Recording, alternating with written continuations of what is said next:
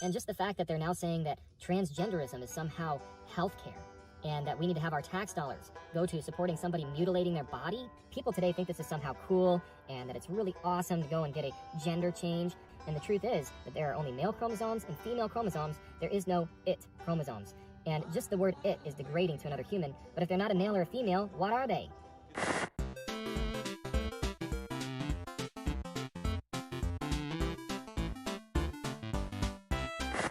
There it is, Beavis. When I look at that, I see fat stacks of cash. Yeah, it's gonna be cool. It's too high, butthead. Try knocking it down with this big fork thing. Okay. Ugh! That's what you're doing, asswipe. Yeah, sorry. Ow!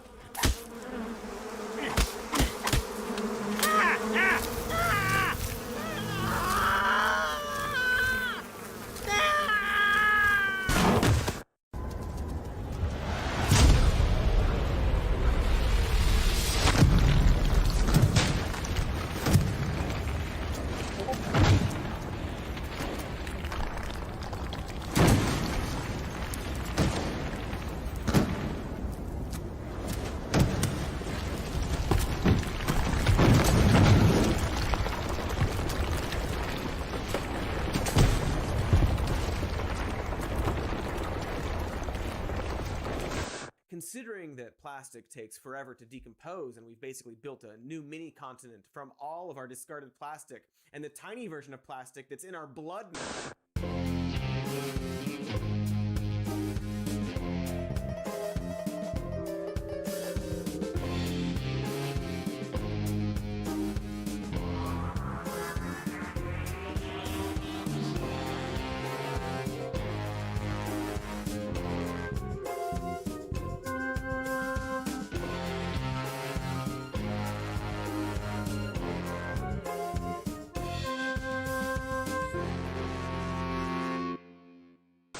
Wow, that blew my mind!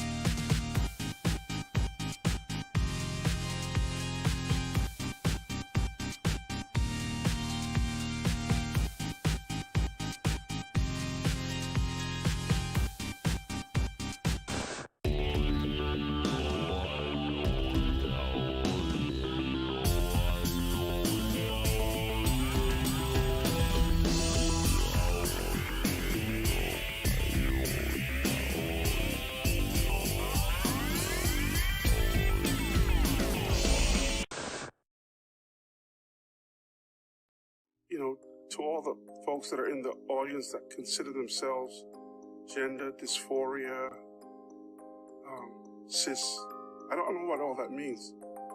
I really don't know what all that means.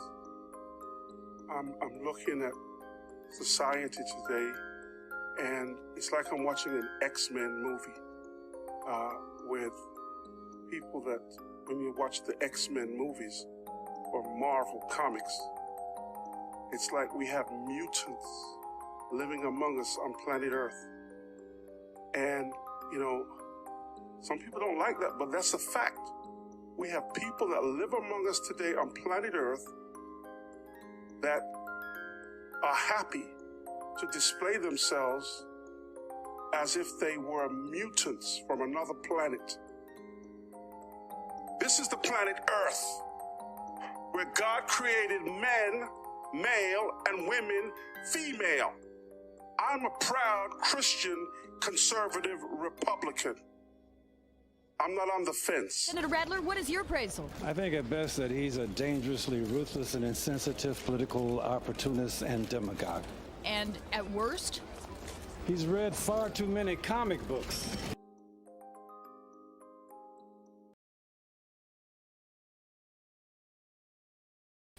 Hello, and welcome to Live from the Hive. It is Saturday morning. Greetings, my beauties and bees. I hope everybody is doing good today. This is the later time slot. I will say it gave me more time to do my makeup. That's one benefit that I'm not going to take away from it. But I don't like antsy mornings. I don't like that's why I don't like mornings where I have to work later, because my brain requires me to sleep up until I have to go, I guess, because I get really, if I don't in the morning, I get really nervous and if I have to be at work at like, let's say 9:30 and I get out of bed at 7:30, I spend 2.5 hours pacing. I don't stop moving until it's time to go to work. That's just my psychology. I don't know. So I did that this morning before the show, and I hate that, especially on a Saturday. But we'll see how this works out, though. It was more about the end of the show. My problem was, a lot of it was with the show. I was starting to realize that as I get older, I guess, I get hungry, and start getting, that starts affecting my reading, my ability to read, and in my drive to continue on, especially when I get to the HiveScience section. So I wanted to see if this would be a little bit better, if I could have a little something before and have some time to eat. But I did pace this morning, and I do not like that. Being aware of my own triggers and trying to work around them, that's the way to go. But I'm glad to see everybody here. I did see some commentary about the I call them toggles, the intro toggle, what flips through you're flipping through the channel. What it is like when I was a kid, you used to go up to the TV and turn it, and you have to wait a second to watch what was on, turn it, wait a second to watch what was on, turn it, wait a second to watch what was on. That's kind of what I'm trying to emulate with those. I hope you get it, but it's just how I want to start the show. I think it's cute, but yeah, did you all say, you have to absorb the freaking pure athletic prowess of not only the snow leopard, but also its prey. But holy crap, these guys, people are like, oh wow, cheetahs are so fast. They're like the most impressive athletic cat or whatever. They're running across the flat surface, right? These guys are going down this to this. Yeah, sometimes even this. Running down, doing the same momentum, both of them, the prey and the predator, running down the side of the face of a mountain. That's freaking impressive. That is wonderfully impressive. Oh yeah, and also, I wanted to tell you guys that I got this. I think it's funny. If I am muted, you can just do that, and it should warn me, right? It should tell me. Like that, yeah. So now you can warn me if I've got myself muted, and I'll look out for those warning signs. High quality, where I make the audience be my production team, but I'm a one-woman show. You got to remember that. Live from the Hive comes to you every Saturday, every week. I do my research, my writing, my production, my editing. If there's any editing done, I mean, that's why there's not as much. That's why we squeeze those episodes in only once in a great while with heavy editing. Then I star in. Then I star in and do post production on each and every episode, and that's 3 segments in each episode, which is CryptoCorner, Creation Watch, and some HiveScience, which is HiveScience could be anything from Paleo Peak to Eco News, Strange Science. There's a few different categories there, and I'm always adding new ones to that variety at the end, the palate cleanser, if you will. So, so please let me know if there's any flip switches I need to flip, or any way that I can make this production more enjoyable for you. I enjoy your company here. This is like, you're like my live studio audience, right? Recording these shows, and then I edit them and produce them as single shows. So, live from the Hive, recorded in front of live from the Hive, recorded in front of a live studio audience, and then when I produce the shows, I'd say they're produced live from the Hive. So appreciate your contributions too. When I do polls, when I do audience interactive stuff, I just wanted to give so much love to everybody who shows up here on every Saturday morning to hang out with me and watch me go through this. And hopefully this later time, because I noticed that a lot of my people would show up about 3/4 of the way through Cryptic Corner. So maybe people who want to enjoy that content live and engage with it can participate here. Now, I'm also going to start mentioning, before I get started, what we had on Cryptic Corner the night before. Cryptic Corner last night we had, it was called, 94, right? It was a good episode. It had a lot of 911 style, like rescue 911 style calls that we had to parse out. Yeah, Michigan 94. Michigan 94 was the episode last night. If you didn't catch that on Cryptic Corner at the premiere, it's up there, and we discussed the Michigan Lights phenomena and sort of explore, if you will, some of the ideas behind what it could have been, what people were reporting, what people were saying at the time. It was a long one, and it's kind of tedious. The audio quality on them on the calls are not great, depending on the call. But it was difficult to trudge through, but really interesting to understand. So if you got the ears for that, go back and listen through those as well. Yes, I know the Brazilian UFO sightings, and those were very. When I do cover that, it's going to be the Varinga. That's going to be a big episode. That's going to be huge. I do have a big episode planned. Actually, next episode is going to be a big episode. It's got a super secret surprise because it's the 100th episode of Cryptic Corner. Can you believe we've been doing this for 100 episodes? 100 episodes of Cryptic Corner. That will be next week. There will be a special cameo appearance by somebody that I know the Hive loves regarding Cryptic Corner and the topic that we're covering. So, yeah, check that out and tune in for that. And then, not to say to leave now, because we got a good episode of Cryptic Corner ahead for you, a weird one too. But yeah, there's all kinds of fun stuff on the docket, and this week's no different. Actually, later today, because I scheduled it for Sunday, right? This, What's the Buzz? I usually schedule it for Sunday, but my guest is in New Zealand, so I scheduled it for his Sunday. I will have Planner Walker on, and that's going to be tonight for anybody in the U.S. and whatnot, but, it's tonight at, I think I scheduled, let me make sure I got the time right. That is tonight at, why are you showing me? Oh, there we go.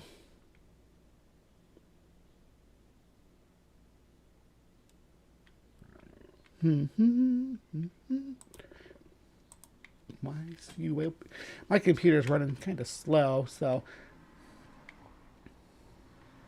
Yep, 9 p.m. tonight, 9 p.m. Central Standard Time. So, and then tomorrow, if it's still on, I'm going to be with Maya and Tap and probably Steph on Maya's channel. And we are going to be cracking open a cold case of Hans Wormhat.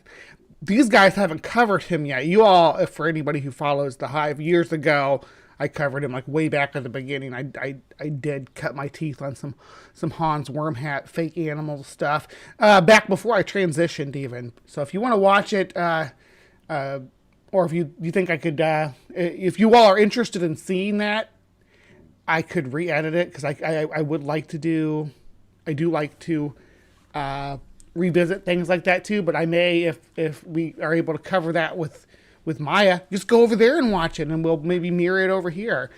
Good morning, Geo Sam. Hello, Aunt Jer.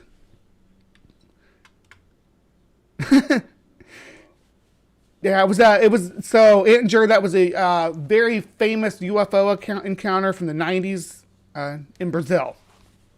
It's right up there with the chupacabra and this weird fixation we had on UFO and alien creatures in Latin America in the 90s. They were green gray skin and had big red eyes, and yeah, it's in the feeling that you get when you're watching that movie Signs, that Mel Gibson, when they got the Latin American birthday party on the TV, and it scrolls over to the creature walking in the bushes.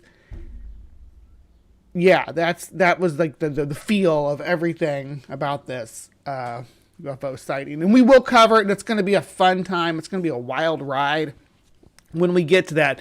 This summer, I have a special planned, and it's going to be like I believe it should take 3 weeks overarching, right? Yeah, for the Roswell. Yeah, for Roswell, we're gonna do a deep dive. But we'll see how long I schedule it for. I may be there, I may not. Mama Weasel is in town for this weekend. So that's okay. We can either put Hans off for another time if you wanted to be there for it, or we can trudge on without you, Dr. Tapioca Weasel. So, how many weasels are actually in the house right now? Okay.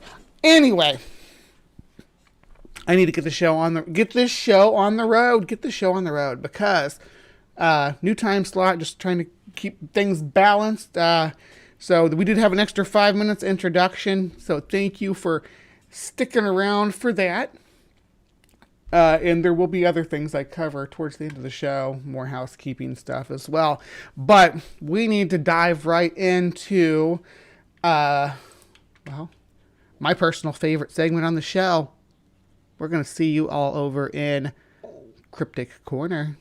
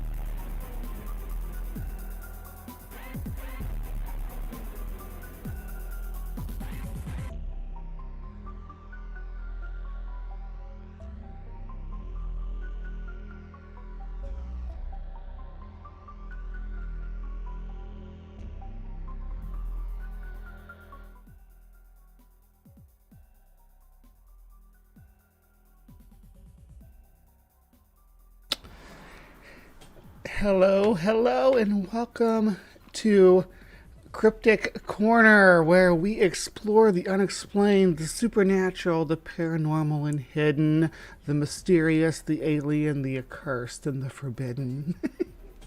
I love that. I wrote that for my intro now. I'm going to say it every time, so get into it. And today, we will be exploring one of my all-time favorite kind of 14 phenomena that's kind of well researched, but mysterious nonetheless. And we think we have a pretty good idea what's going on here, but there's some things that we'll never know what's going on. You know, there's certain aspects of the phenomena that will never be explained.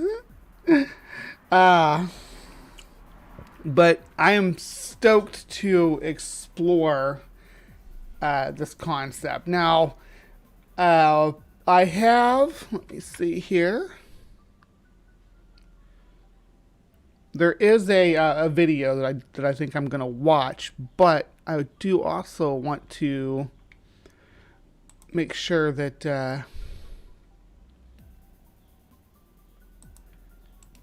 that this, hold on here, that this topic is handled through a professional lens. Okay, so I'm not an archaeologist of any type. So as I delve into this topic, I do want to have something on hand to refer back to. So there's a pretty good urban prehistorian, this is a historian's blog where he explores this phenomenon. It's from 2014. This is shortly after one of the key figures in this passed away. They passed away in late 2012, I believe. But this is the story of the Hexam heads. And it gets really weird. So we will visit poltergeist activity. We'll have strange creatures, from a were sheep to a werewolf. It's nocturnal visitations and bizarre, yeah, strange phenomena. We're gonna dig right into this. So I'm just gonna start off with this blog here, okay? Get you guys kind of what we'll do is we'll read down through. Yeah, and then we'll play some of the video, and we'll see. I'm trying to get a different format here, kind of bouncing back and forth, because I want to fact check what they're saying about this situation. All right, so mobile urban prehistory, the kind that you can't find, or that you can find in your garden, then display on your mantelpiece, has not featured much in my blog to date. Most urban prehistory has already been found and taken away, or is too big and awkward, and like standing stones, to act as an ornament in anything but the most splendid of houses. When innocent parties do stumble upon objects which may be of great antiquity, they usually take them to a local museum for identification, and then they become lost in the mist of time, storerooms and filed in bins. But one example stands out. Where did this happen? Over a few posts, I want to recount one of the most remarkable, controversial examples of urban prehistory that I can think of, the story of the Hexam heads. Even if you have heard this one, it's a great story. Yeah, I don't know if anybody out there has heard this story, but it gets really weird. These frankly weird objects were found in a normal garden in northern England by two boys belonging to an unremarkable family consisting of a pair of fist-sized stone heads with creepy little faces. What seemed like a chance and even amusing discovery soon spiraled out of control. Events quickly escalated until museums, archaeologists, geologists, and media, and various pseudoscientists all wanted a piece of the action. The heads were scrutinized and sampled. They were boxed up and taken to the other end of the country. They gathered an aura of the supernatural and even notoriety. But slowly, interest waned, and then eventually, in circumstances shrouded in mystery, they were lost. It would be remiss of me not to note that somewhere along the way, a were creature appears to have started to haunt some of those brave enough to keep possession of the heads. All right, there we go. Hexam heads represent urban prehistory that might not even be urban prehistory. They may have been made in the 1950s, BC or AD. Yeah, he's using some archaic terminology there. BCE and CE, I guess, would be the proper terminology. And yet their discovery and subsequent contestation mirror very well how archaeologists deal with any bit of material culture found during a formal excavation. the methodical and measured contributions by most, but not all scientists involved ensure this to be the case. But what makes this an especially weird story is that it also draws on other tropes of archaeology, the cursed objects, dealing with things that we cannot comprehend, sinister stones, and arcane rites. And at the risk of cursing myself, if such a thing is possible, I have visited the place where the Hexam heads were found, and the tales of which conclude the story of the Hexam head in a later post. And we will visit that place as well via Google Earth, because as this blog is urban, we will be looking at urban sites as well. Geo Sam found a good head to throw up. Thank you, Geo. That's exactly right. That's where we're going to be diving in. So let's move right on. We are going to pop over to this video here and give it a watch. Oh, in the back garden of a house in Hexham. Let's read mine. There we go. The discovery of 2 carved stone heads in the back garden of a house in Hexham, Northumberland, seemed normal enough at the time. That is, until the heads triggered a bizarre chain of paranormal events. This is the true story of the Hexham heads. Now, those are not the Hexham heads. Those are real Celtic heads. So this is like the real archaeological phenomena of this cult of the heads that this science. Well, we'll get into it. I'm getting ahead of myself. Get it? Getting ahead of myself.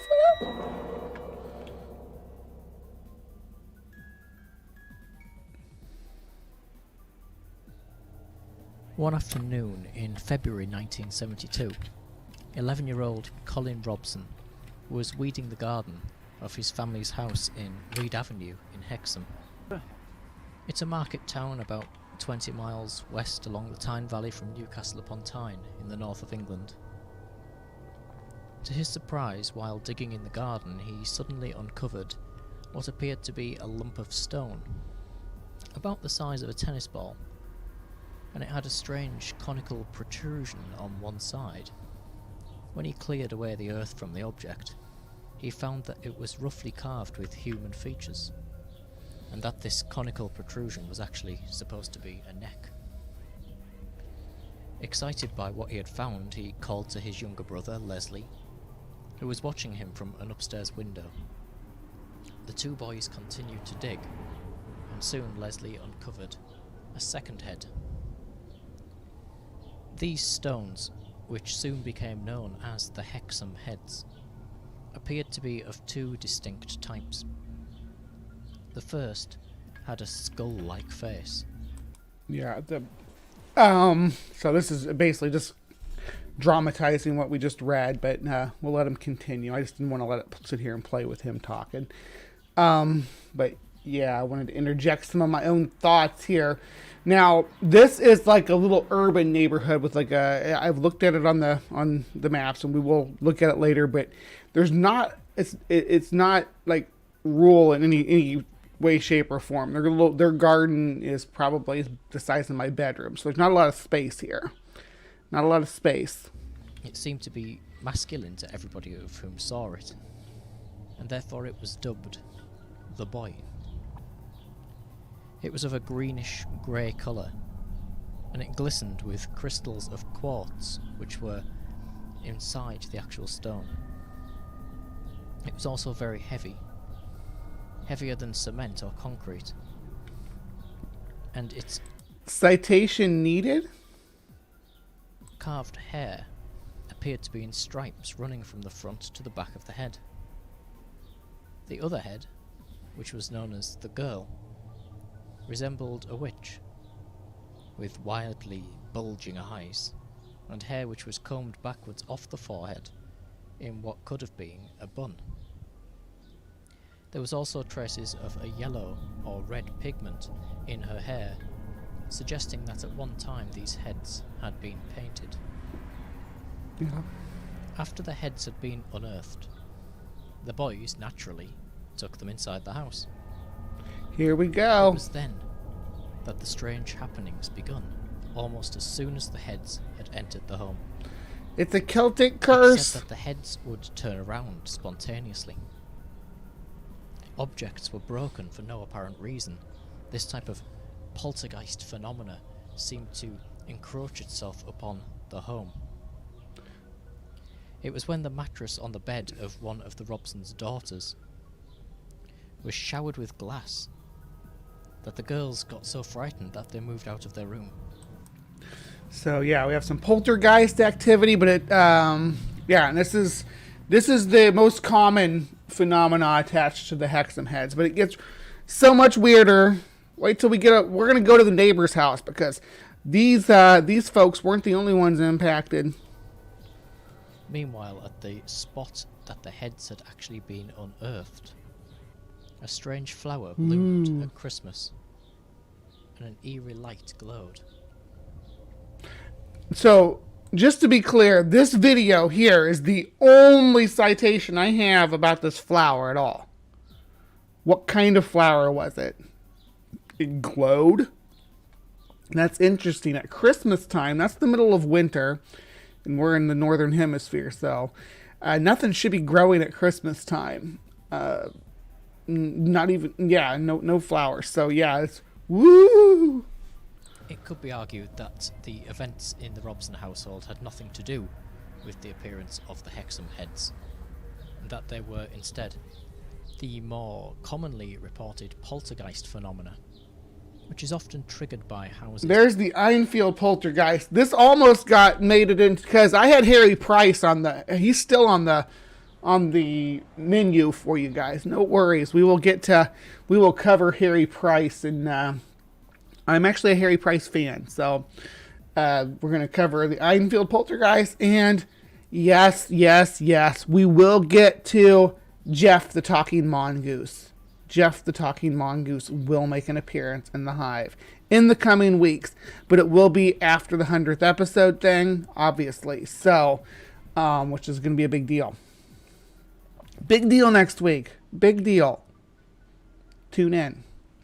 But yeah, the Enfield poltergeist will definitely be a key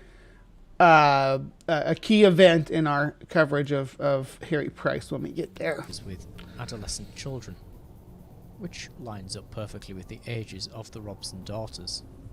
Poltergeist phenomena seems to be somehow attracted to girls of this age, with many famous cases having an adolescent girl in the home at the time. I actually wrote a novel when I was a young adult about a young girl who had poltergeist powers. It wasn't like Carrie, though. It was more like, I don't know how to describe it. It was a road adventure. We'll just call it that. Anyway. So, because that's was always something that would come up. Again, we're talking about mentioning here Harry Price. And yes, I do have a little bit of obsession with the early 20th century British spiritualist movement and all these ghostly haunting and phenomena like that. The Borley Rectory and all this stuff. Jeff, whichever one name you want to go. I go with Jeff because I think it's Jeff, like Jeffrey. But all of this this focused psychic energy on the UK because of the ley lines and the ancient Celts and all this stuff that they leaned hard into. It's fascinating me. It's enamoring me. And there are various theories as to why this may be. However, the Robsons' next-door neighbour, a Mrs. Ellen Dodd, underwent a truly unnerving experience herself that could clearly not be explained away by poltergeist phenomena in their house, or indeed explained away very easily at all. She gave her version of events as follows. Here we go. This is okay. This might be my favorite part of this story. I know it takes place super early in the recounting of the events, but this is my favorite part. So here, I love this. And by the way, this channel, the Left Hand Path documentaries, really good channel. Go check them out. They do have. Actually, I need to start remembering to put the channel links in the description. Can somebody in my live chat with a wrench, will they drop a link to this channel? It's the Left Hand Path documentaries.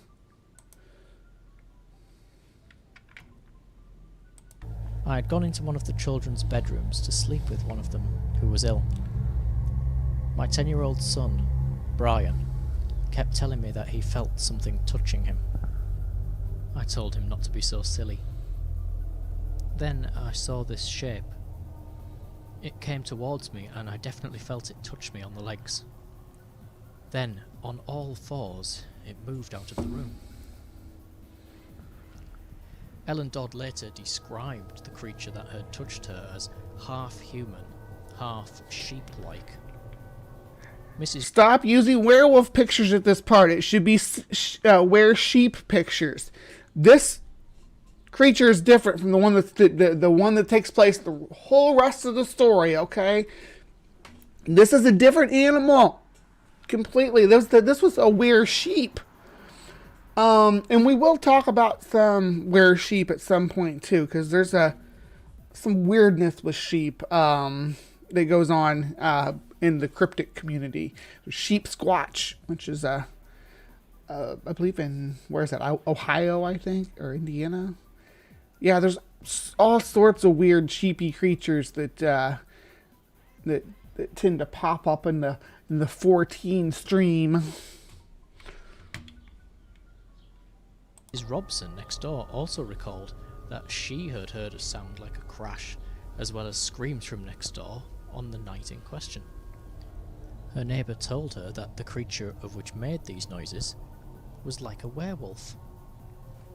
And when Mrs. Dodd went downstairs, she found that her front door was open. Now, whatever caused this phenomena, Ellen Dodd was reportedly terrified. So this might be more... Look at these wild toes on this guy. Anyway, Sheep Squatch visited the neighbor, and then a werewolf visited the actual family. And she very much believed that this had genuinely happened to her. In fact, as a result, she was actually rehoused by the local council. Eventually, the heads themselves were removed from the Robsons' home. So, Mrs. Dodds actually moved away because of the visit from the were-sheep, the sheeple. Yes. She moved away and moved out of the neighborhood. Well, she got up and, like, someone had clearly been in their house, right? The door was open and whatnot. Creepy. I wouldn't feel safe anymore. But are these supposed to... I think the implications here, these are like...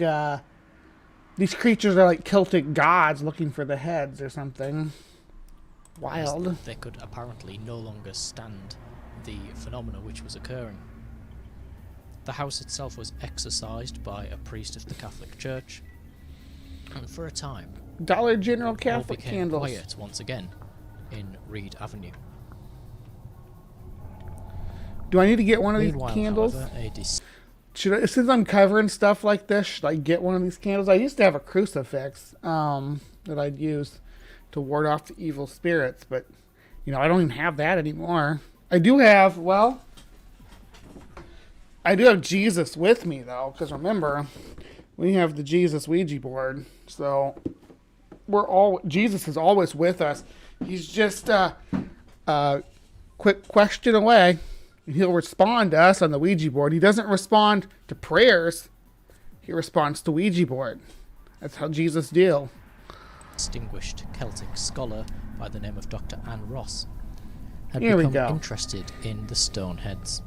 This is the key player I'm article talking for about right Folklore, here. Myths and Legends of Britain, Dr. Ross claimed that the heads were around 1,800 years old and had been designed to play a part in Celtic head rituals. When the heads were banished from the Robsons' house... Not the kind of head rituals that you see on Pornhub, though. Different ones. These ones are Celtic. She wrote several books on distinguished books, but she's the one I was mentioning that had passed away shortly after these all the articles and stuff. I think that her passing away triggered people to remember this, because she was like she did interviews on a archaeology program on TV, like public television, but they were lost. They were lost in the same fire that all those classic Doctor Who episodes were lost in. You know what I'm talking about? I'm surely you guys are from, well, anybody who's a Doctor Who fan knows that there were several episodes that there were no external copies of that were lost in a fire. The interview of this woman was among those same films. Dr. Ross managed to get hold of them. She recalls what happens next. I didn't connect it with the heads then. We always keep the hall light on. And this is from the interview with her, so just to be clear. And the doors kept open because our small son is a bit frightened of the dark. So there's always a certain amount of light coming into our room. And I woke up and felt extremely frightened. In fact, panic-stricken and terribly, terribly cold. There was a sort of dreadful atmosphere of icy coldness all around me. Something made me look towards the door, and as I looked, I saw this thing going out of it. It was about 6 feet tall, slightly stooping, and it was black against the white door. They always use that picture of a werewolf. There actually a lot of these pictures they're using are of a creature called the Wolver, which we will cover in a different episode as well. It is on the list, but it's not. The Wolver is not a werewolf in the traditional sense. And yes, we will crack that shell and dive into the Wolver. You know, I got it set up. It'll be probably sometime over the summer that we discuss it. But yeah, but these pictures that they're using from the old wood prints are of the Wolver. It was half animal and half man. The upper part I would have said was a wolf, and the lower part was human. It was covered with a kind of black, very dark fur. It went out, and I saw it clearly, and then it disappeared. And yet something made me run after it. A thing I normally would never have done. But I felt compelled to run after it. I got out of bed and I ran. And I could hear it going down the stairs. Then it disappeared towards the back of the house. When I got to the bottom of the stairs, I was terrified. This, however, was not the end of the story. A few days later, Dr. Ross and her husband arrived home from London one evening to find their teenage daughter in a state of shock. All right, now that you've stomached that, we have a new creature on the scene, right? A black wolfy creature that's moving around on its hind legs. Yeah. Medieval furries. Oh yeah, Big Bad Mama, absolutely. Use the way. Always happy to provide. Shock. Dr. Ross described her daughter's experiences as follows. She had opened the front door and a black thing which she described as near a werewolf jumped over the banister and landed with a kind of plop. It padded with heavy animal feet, and it rushed towards the back of the house, and she felt compelled to follow it. See, to me it sounds like that they may have had a home invader And I don't know if the mother had told the daughter about her experience before, and that's why the daughter's mind went there. I can't say for sure anything about this. I don't know. Her daughter's probably still kicking, though. Wonder what she would say about this today. Disappeared in the music room, right at the end of the corridor. When she got there, it had gone. Suddenly, she was terrified. The day the heads were removed from the house, everybody, including my husband, said it was like a cloud had lifted. And since then, there hasn't been really a trace of any paranormal activity. Before the heads were removed, however, there were a number of other manifestations reported. Nothing like that, though. Including this unwelcome werewolf lodger. And during these frightening months, Dr. Ross insisted that this creature appeared to be very real. It wasn't something shadowy or glimpsed out of the corner of her eyes. It was noisy, it was solid, and everyone of whom came into the house commented on a definite presence of darkness or evil. So she's like an archaeologist, right? Now, she did believe in curses. Dr. Ian Ross did. She put this in one of her books, right? This isn't a published volume. She didn't put this part in there, though. She just described the heads and things. But when she went on her interview and talked about it, yeah, she claimed to have had all these experiences.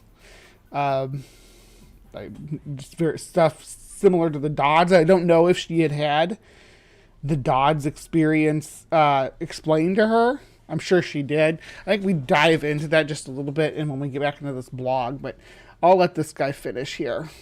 While he never observed it directly, Dr. Ross's husband, of whom was an archaeologist, was fully aware of this unwelcome guest in their home, although he was said to be not sensitive to this type of phenomena.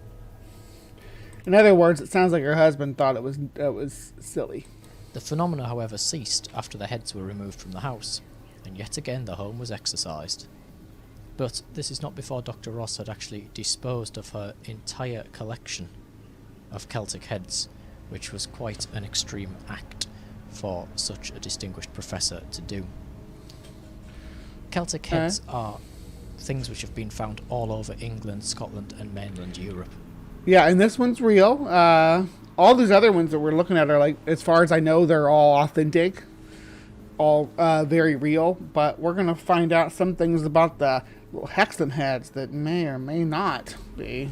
Most of these primitively carved objects can be identified as dating from the pre-Roman Celtic period, but some of them are more mysterious in origin. The Celts of the Kingdom of Brigantia in northeast England were amongst those of whom revered the human head as both a charm against evil and as a fertility symbol. And they would set the severed heads of vanquished enemies over the doors of houses and barns.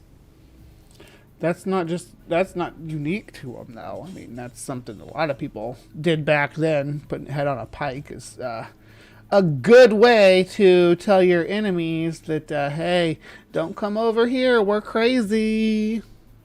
We will mess you up. That's the message they're giving, right? Not saying that, hey, we think that these heads will protect us.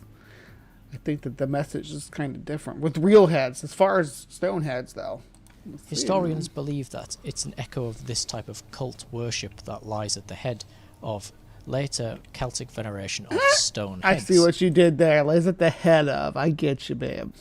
Such as these of which you can see now. Yorkshire in particular is rich in such heads having been discovered. Many are mounted to the walls of buildings. They're found by doorways on gables or close to wells, where they seem to be serving their original purpose as guardian spirits to ward off evil. Yeah, like gargoyles. They have their similarities, of course, to gargoyles, and stone heads of which can be found around the perimeter of ancient churches. That's freaky looking. I appreciate that one. Known as shillingigs, which are strange, often grotesque characters. Whoa. Hold on. Goddess What was that? on the architecture. which are thought to represent a type of stop. stone heads of which can be found around the I wanted perimeter to of say, ancient churches, including figures known as Shillinagig. what is this one doing? What are you doing, friend? They're all doing it. They're all opening up their vag.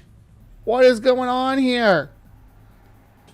He just scrolls past this and doesn't mention that, hey, the key difference between the head people and the Shillinagig, I'm sorry if I butchered what he was saying there.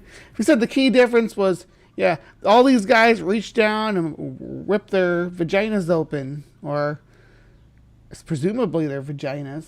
So they're not even guys. Well, maybe they are. Maybe they're hermaphroditic. I don't see any penises, though. They definitely have vaginas. All of them are, like, pulling those open.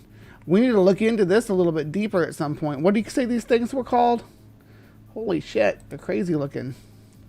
And stone heads of which can be found around the perimeter of ancient churches, including figures known as Shillinagig's, which are strange, often grotesque characters, which are thought to represent a type of fertility goddess, hidden upon the architecture of churches, to ward off evil, Shillinagigs?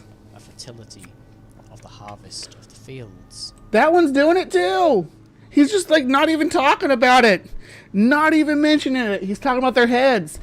These guys are not about their heads. They're about their... Oh, this is definitely a female too. It's got breast.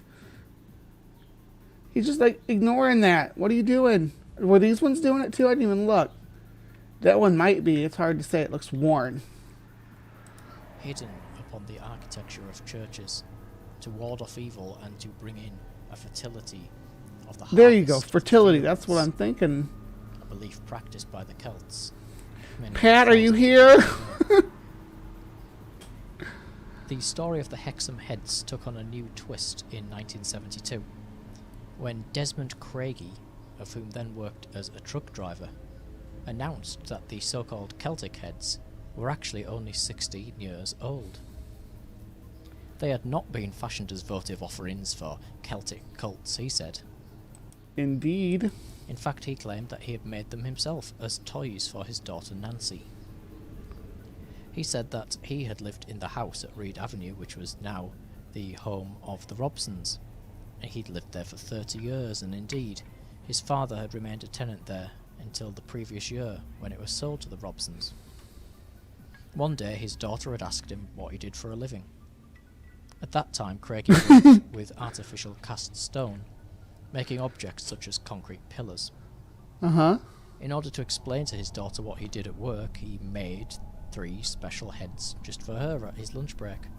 He took them home and she played with them. Nancy played with them as dolls, he said. She would use the silver paper from chocolate biscuits as eyes. One got broken and I don't know what that means, silver paper from chocolate biscuits. Threw it in the bin. The others just got kicked around and must have landed up where the lads found them. Embarrassed by the publicity that his own handiwork attracted, Desmond Craigie said that he was concerned merely to set the record straight.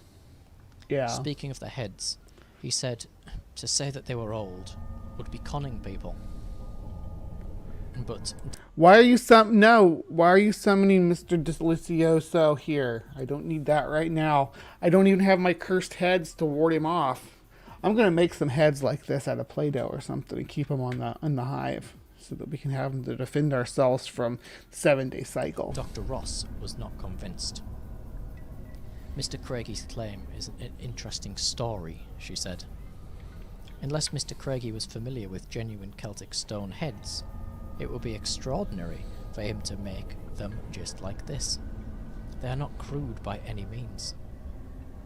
He was a professional. Has, strangely enough, he worked as a professional cast person, so he already had skills at casting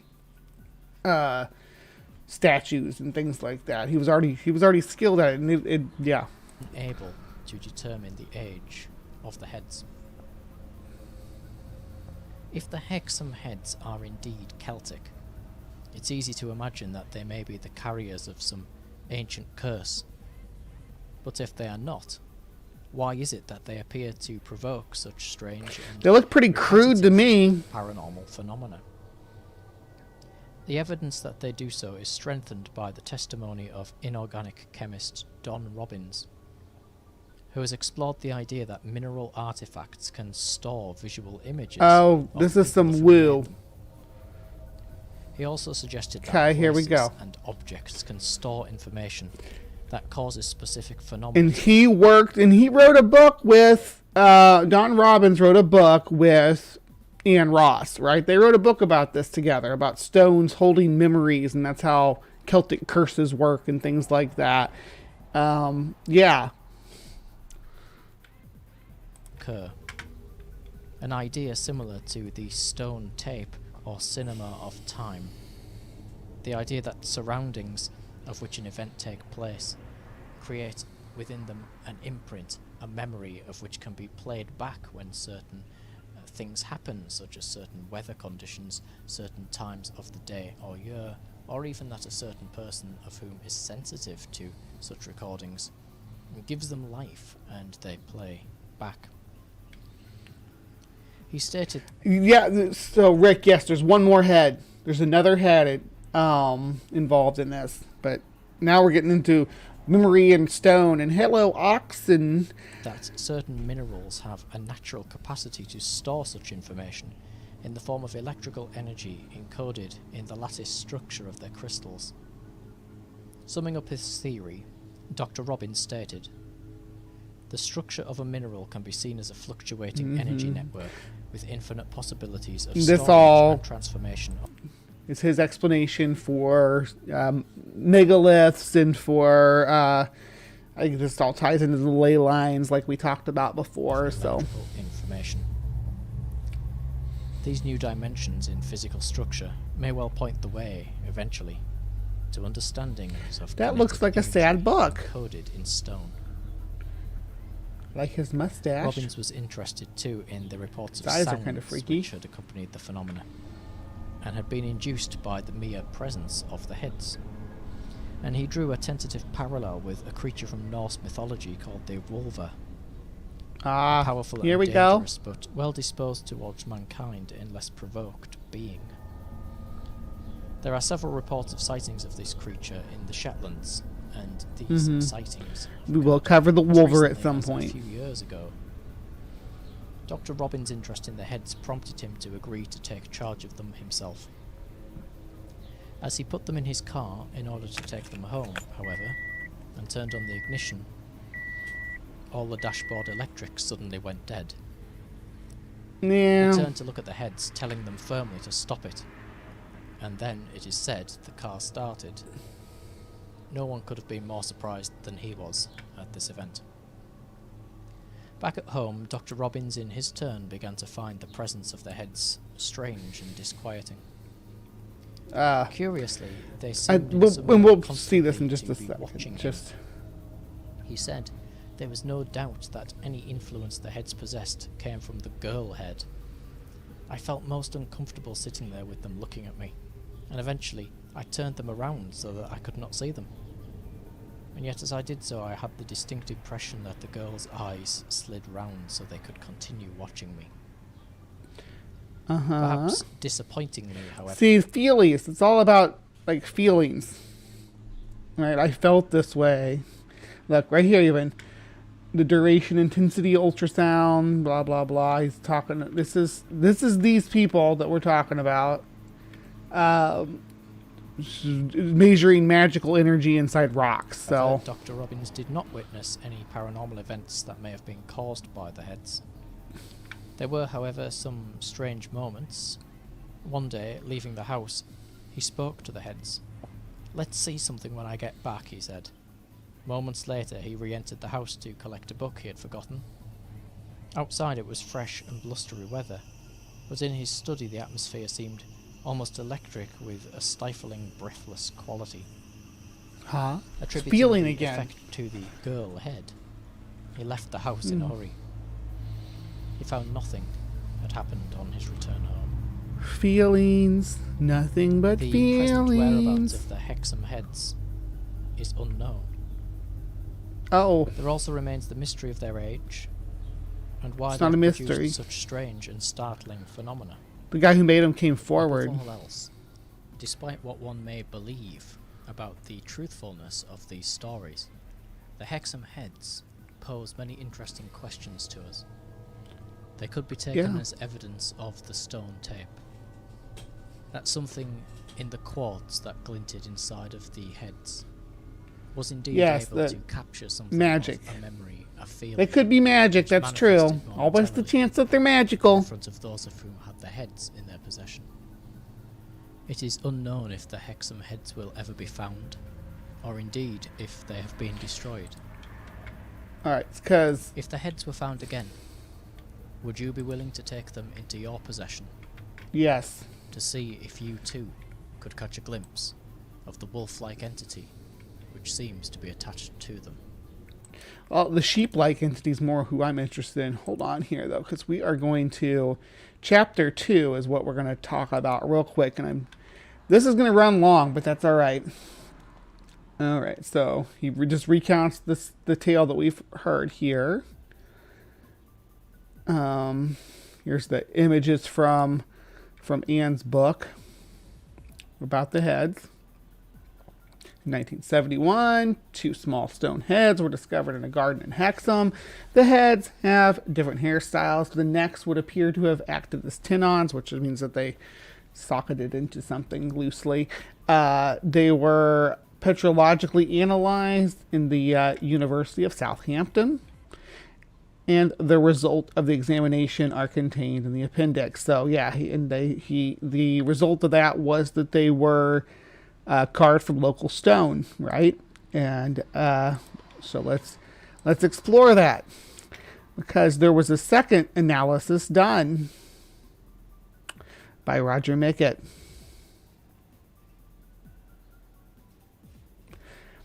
Yeah, and then we also have... I'm trying to find my place. Yeah, here we go. But others were less circumspect, and before the bombshell was dropped by a local man, Craigie, that he claimed to have made them as a plaything for his children in the 1950s, other academics had grasped the heads very enthusiastically and situated them within a Romano-Celtic head cult tradition. Inevitably, by doing this, she brought upon herself a visitation from a werewolf, mirroring to an extent the earlier events on Reed Avenue. All right. This academic was the recently deceased Dr. Ann Ross, a well-known Celtic scholar whose interests straddled the world of archaeology, history, art history, with a bit of dabbling in folklore and Celtic mysticism thrown in. Her best known and quite well respected publications hint at her proclivities. The pagan Celts and pagan Celts of Britain have both run to multiple editions, and it would be fair to say that Anne Ross has a somewhat ambiguous reputation among early medieval archaeologists. A nice person, but with some strange side interest. She became involved in the Hexham Head saga when she was passed a photo and drawing of the heads by Roger Mickett. She visited Newcastle to give a lecture, and Paul Screeton had suggested she courted publicity for her rather boring-sounding lecture by informing the media she would be looking at the heads and speaking to Miss Dodds, the neighbor of the boys who found the heads in 1972, about her were-sheep experience. The heads and the weird stuff that accompanied their discovery was of great interest to Ross, as she came to believe that they were Celtic objects, perhaps cursed, and that the garden in number 3 Reed Avenue, where they were found, was once a Celtic shrine. She even contemplated excavating the garden, although she never got around to it. It was not surprising that Anne Ross showed an interest in these strange little objects. She had long had research interest in the cult of the heads across Celtic Europe, writing in 1967 that human heads were regarded by the Celts as being symbolic of divinity and otherworldly power, and that's in Pagan Celtic Britain, page 61.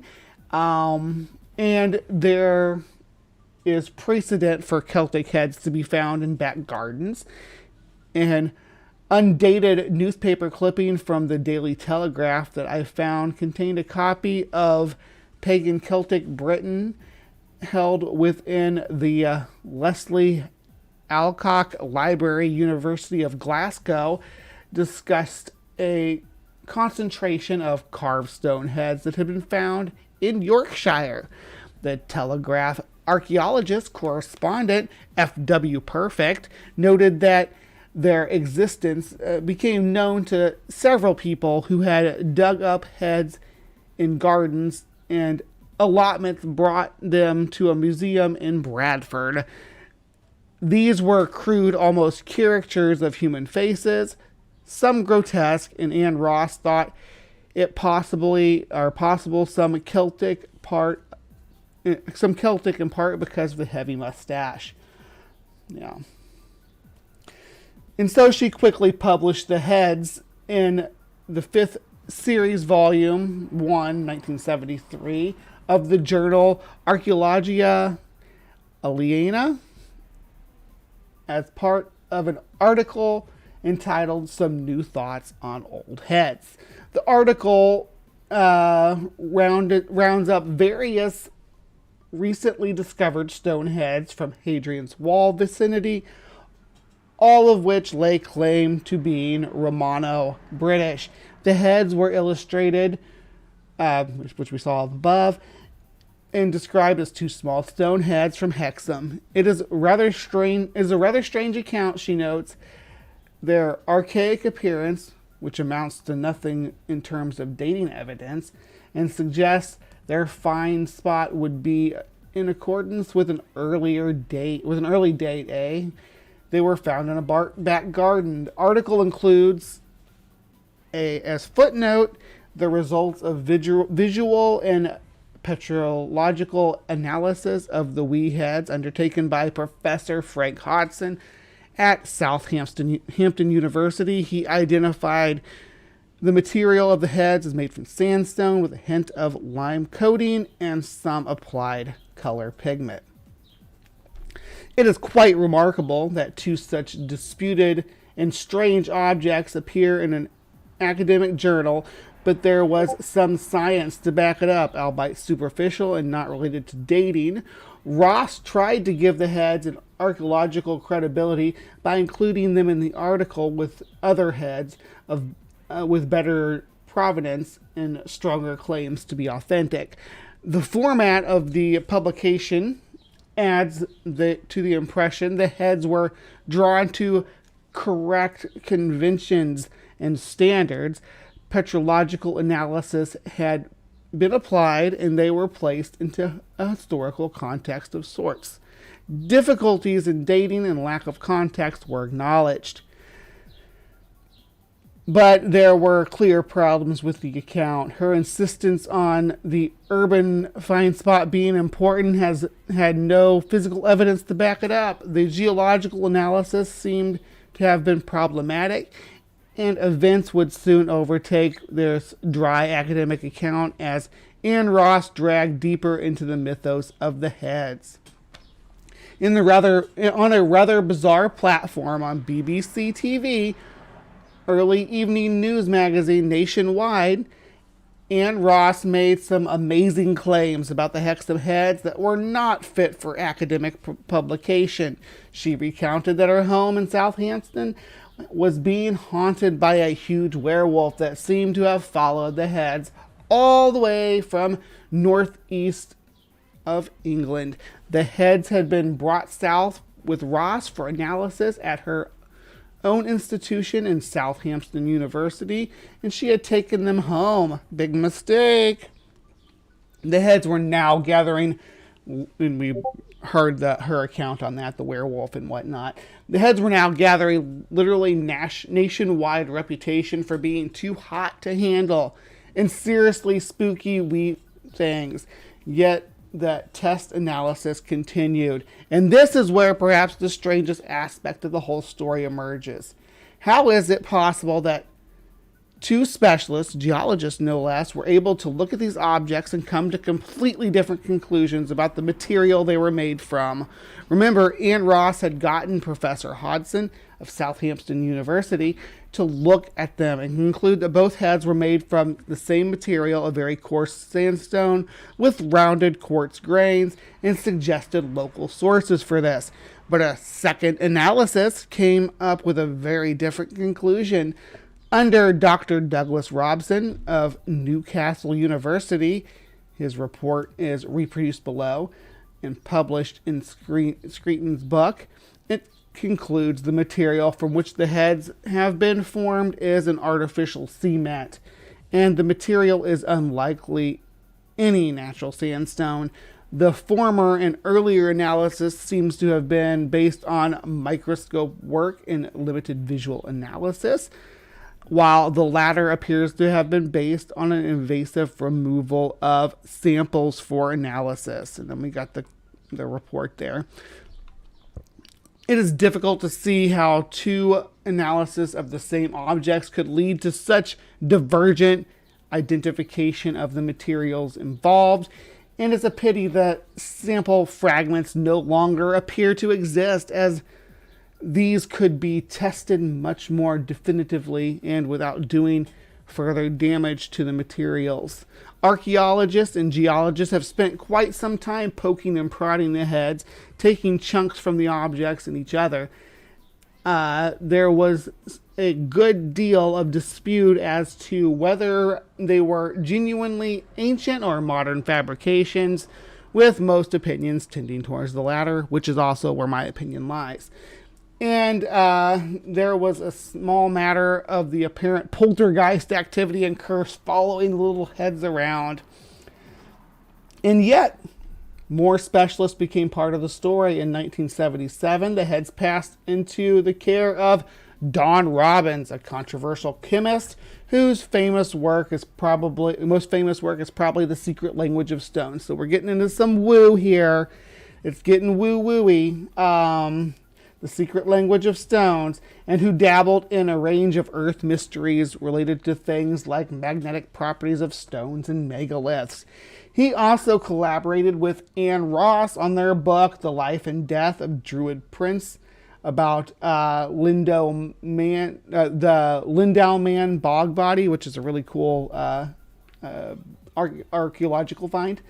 He became convinced that the Hexam heads could help prove his stone tape theory, that stones could record events in human emotion and then could play them back. And he rescued them from a box in Hodgson's office in Southampton. All right, he kept the heads for some analysis until early 1978, during which time his dog got excited and bit one of the heads. Robson recounts various rather weak experiences, like he was talking about his engine not starting and things like that. He might have that might have been connected to the female head, such as his car's electricity dying. Once he thought this head's eyeballs were watching him, but he seems to have been unable to connect the objects with poltergeist activity. And then he passed them to one final character in the story. And this was missing from the video. I don't know why. A dowser called Frank Hyde. The elusive Hyde was delivered the heads in February of 1978 to do some dowsing experiments with them. And they have never been seen since. The story of the Hexam heads is remarkable. These supposedly prehistoric objects found in suburban Hexam spent the 6 years of their discovery collecting around them like magnets, a collection of strange and interesting people. They were passed around like a hot potato, leaving behind them confusion, disillusionment, fear, and tension. They were treated like archaeological objects, but also treated as if they were worthless fakes. They disappeared, as Robbins noted in The Secret Language of Stones, Dr. Frank Hyde seems to have vanished, or not Dr. Frank Hyde. Frank Hyde seems to have vanished completely, as if he walked into a fairy tale in a folk tale. Yeah, so the heads disappeared, and that wraps up the tale of the Hexam heads. That was kind of a long one. It went on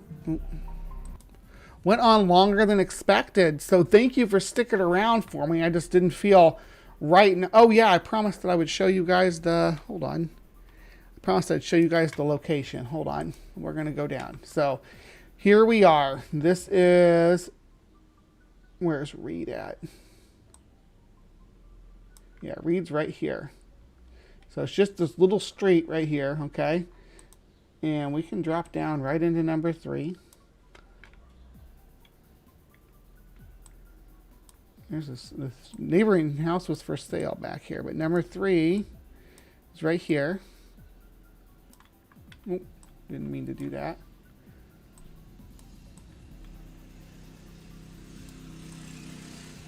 And yeah, so there's not much gardens to these properties.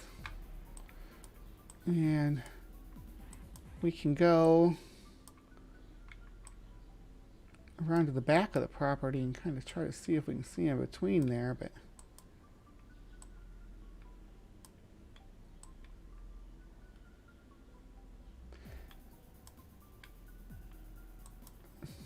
let's see, there's not much back there. It wraps around, so there's not a lot that you can. So number 3 would be this little back lot back here, right? Not too bad. A lot bigger. It's bigger than I was thinking it was. But, yeah. Anyway, so yeah, that was our Hexam heads. I hope that you guys enjoyed that. For those of you tuning in on Friday night for Cryptic Corner, please remember to be kind and take care, and we will see you next time.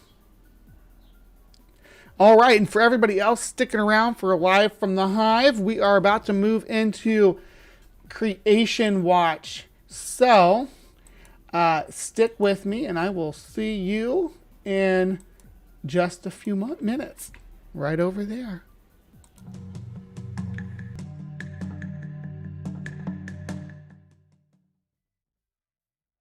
Religious extremists don't believe in plurality or inclusion, but only in their own superiority and privilege. So in the 1950s, they changed our national motto from the unifying phrase E pluribus unum to an exclusionary proclamation of religious belief, and then forced atheist children to chant that mantra ever since. They don't want a democratic republic of we the people. They want an authoritarian regime of forced conformity, restricting even our most intimate liberties, what we think and even who we are. To achieve that goal, they promote American exceptionalism, which is the lie that the U.S. is blessed and will remain so only as long as we appease the Christian version of God, even when that means attacking unbelievers and queer folk, which our increasingly awful state is already doing. In order to sell the first lie, they need to couch it in another lie, that the U.S. was founded as a Christian nation, which is demonstrably factually false even according to the founders themselves, and the lie that our laws were based on Moses, who experts now say never existed. The First Amendment contradicts the First Commandment because the founders wanted to be the polar opposite of the Sharia-like law of Moses. But if the 10 Commandments were prominently displayed in every classroom, then the kids would believe that lie. That's why religious conservatives want this. They are relentlessly trying to rewrite history to undermine our pioneer example of a secular nation, the only form of governance that can provide religious freedom. Our model has become the envy of the Western world and is now emulated by older countries that were once the oppressive theocracies that our forefathers escaped and that Christian nationalists now want to drag us back to. Lieutenant Governor Dan Patrick said this bill would promote religious freedom, which of course it won't.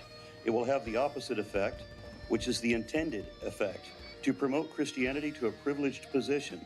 This bill is an unconstitutional establishment of religion by design. That is the whole point of it, and the only possible purpose behind it, so it must not pass. All right, members, excuse me, any questions for this witness? All right, we appreciate you being here. Chair calls Charles Cruz.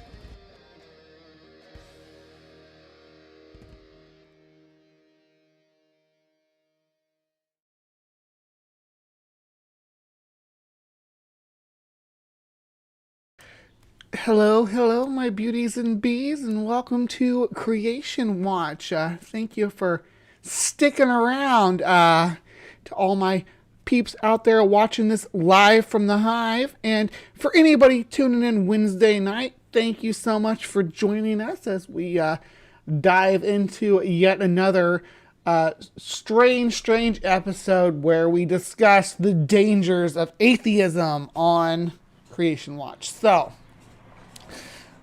before I get started, there's something I just wanted to cover real quick. Do you guys know what mall goth is? Apparently, I was mall goth. I didn't know that, but I was. So let me show you, because it is relevant to the topic today, no doubt. So, yeah, we will. Come on.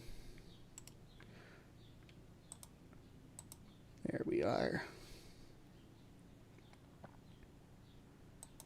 Yeah, so mall goth is like people who like it's a mall goth, known as a spooky kid, was a subculture that began in the late 1990s in the United States, originated as a pejorative to describe people who dressed goth fashion rather than culture. It eventually developed its own culture based around nu metal, industrial metal, emo, and the Hot Topic store chain. It has variously been described as part of the goth subculture as well as a separate subculture simply influenced by goth. Now, I was one of these kids, and me and my ex-wife, I actually sent this to my ex-wife because this is what we were when we were teenagers. It's like, hey, they finally found a name for us. We never used this term when we were kids, and we were actually. I remember being very off-put by being called goths at the time. It was pejorative used against us, was calling us goths. Calling us emo was too, mostly because the emo people were the younger generation.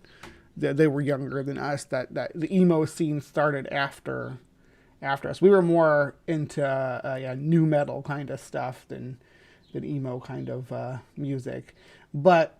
That was specifically us. We're a little bit older than our subject for the day, who is Gothics. I don't know if you all are familiar with this girl, but she uses the goth aesthetic, right? And she's one of these why I left the left conservative types. She's found Jesus and all sorts of good stuff like that. So she's going to tell us about the dangers of atheism today, from her Christian Gothic aesthetic point of view.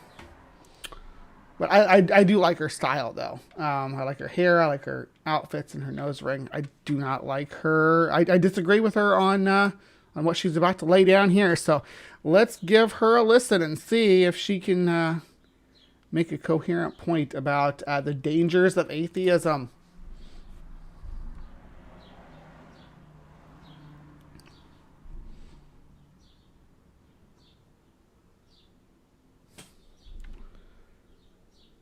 She's misunderstanding subjective morality. Okay.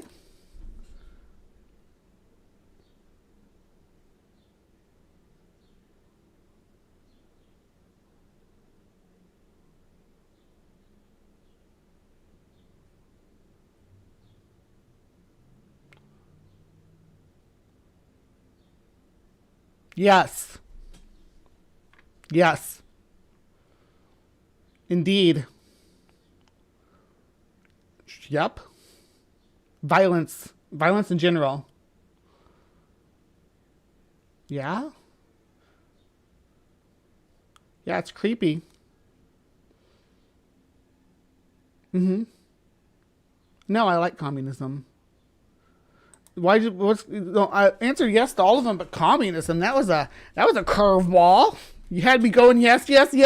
Way to go, girl.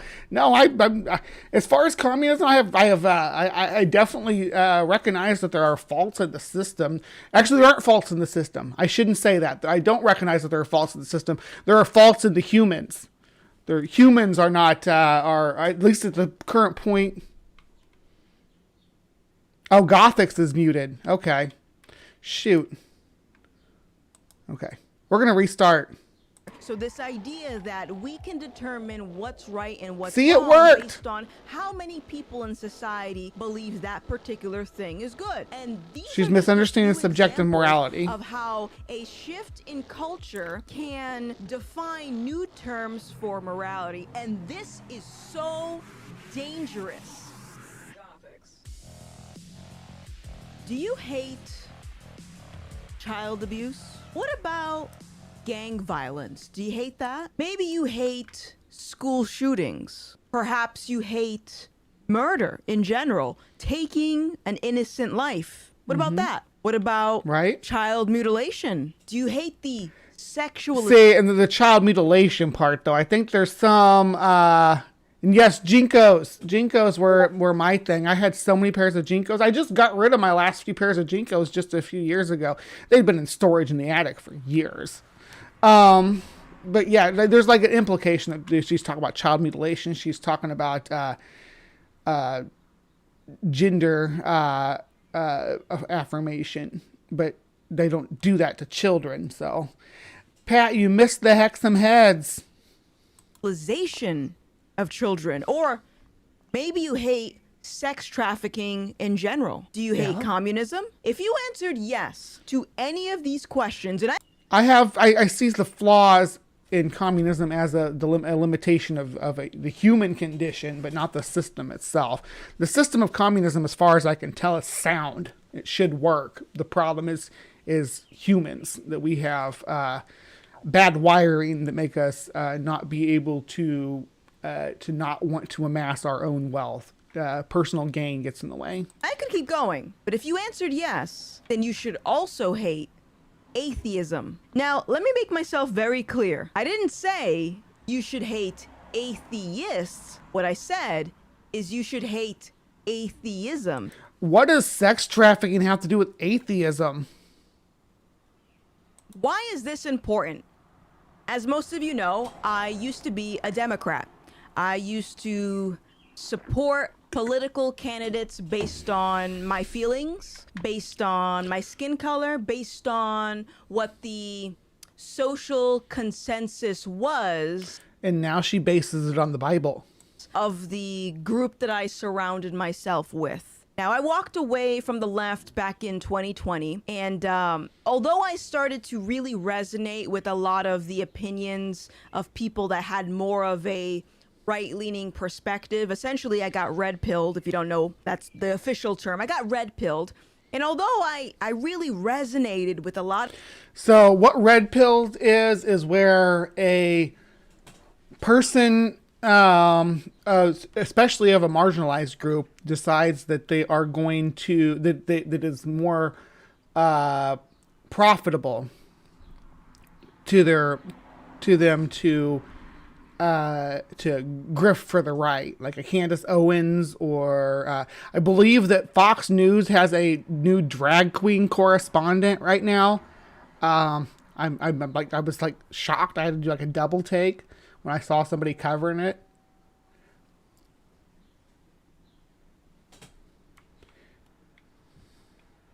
Out of these ideas, I noticed something very early on. I kept finding myself butting heads with a lot of people that were essentially on the same side, right? We shared the same core beliefs as a... She's complaining about... I believe she's complaining about like right-wing atheists.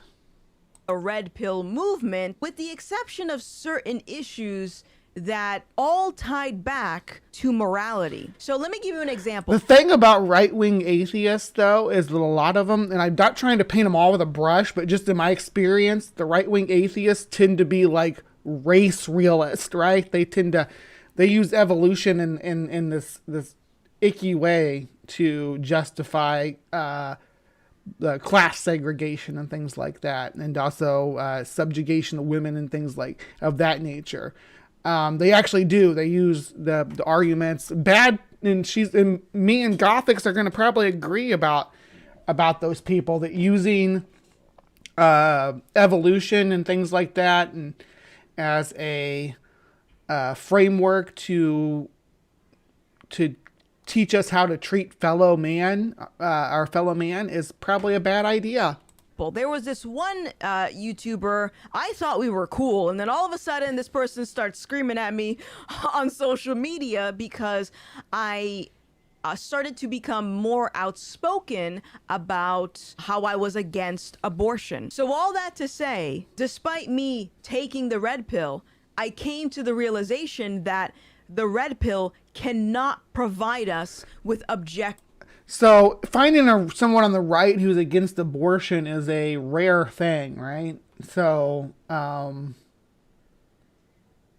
who is pro-abortion? But say that you're pretending that there's yeah, definitely. Pat gets it. They all love Ayn Rand, and that's sort of the cornerstone, right? But the most people on the right are going to agree with Gothics and be anti-choice, right? They're gonna or forced birth or whatever you want to call it. I'm not going to use the pro-life term because they're definitely not pro-life if they want to force children to give birth. Active morality. So now we get into the territory of, well, hold on, Gothics. You don't need to believe in God to know what's right and what's wrong. For example, murder. We all know murder is wrong. No, we don't. You are so.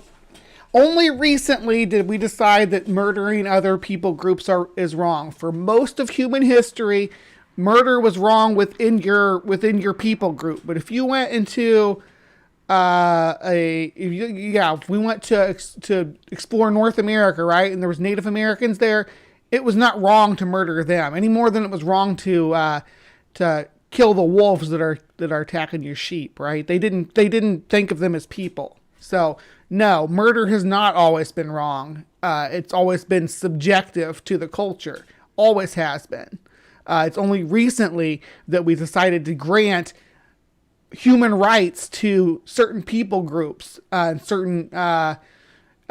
For most of human history, the argument was made, including the religious argument, was made that that indigenous people and people of color, such as yourself, were not considered deserving of the same human rights as everyone else and did not have the same consequences to their murder, and killing them did not have the same repercussions. It was the same as killing someone else's livestock. It was a disgusting time. And if you want to argue that that this biblical narrative that we should live by is just and good and a good way of life, you're gonna have to produce a lot more than just these silly arguments. You don't need God to tell you that. Yeah, sure, you don't need to know God to know that murder is wrong,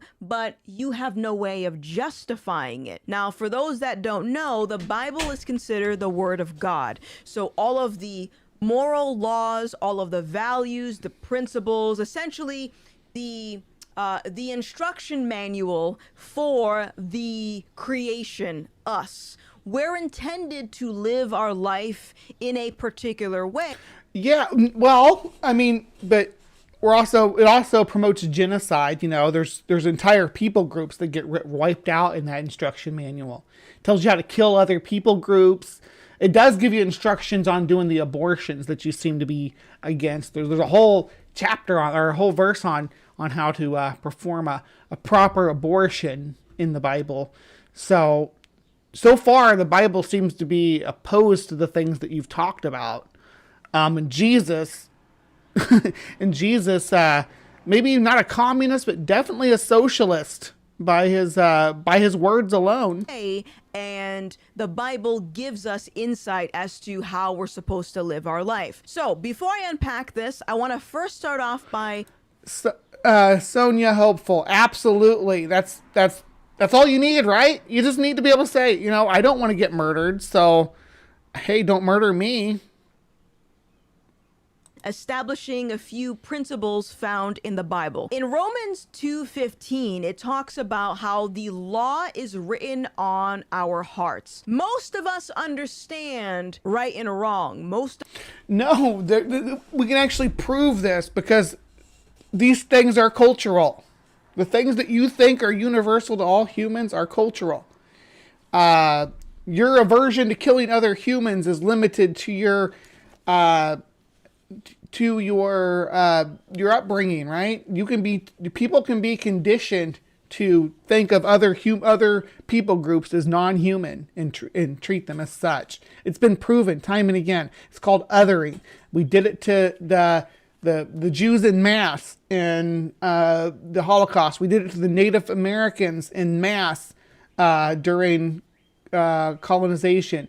That's in the Native Americans in Canada, the Canadian indigenous population, and the Aboriginal population of Australia, and several islands throughout the Pacific. We've proven that humans following the Bible and can use it as a weapon to commit genocide and to subjugate other people.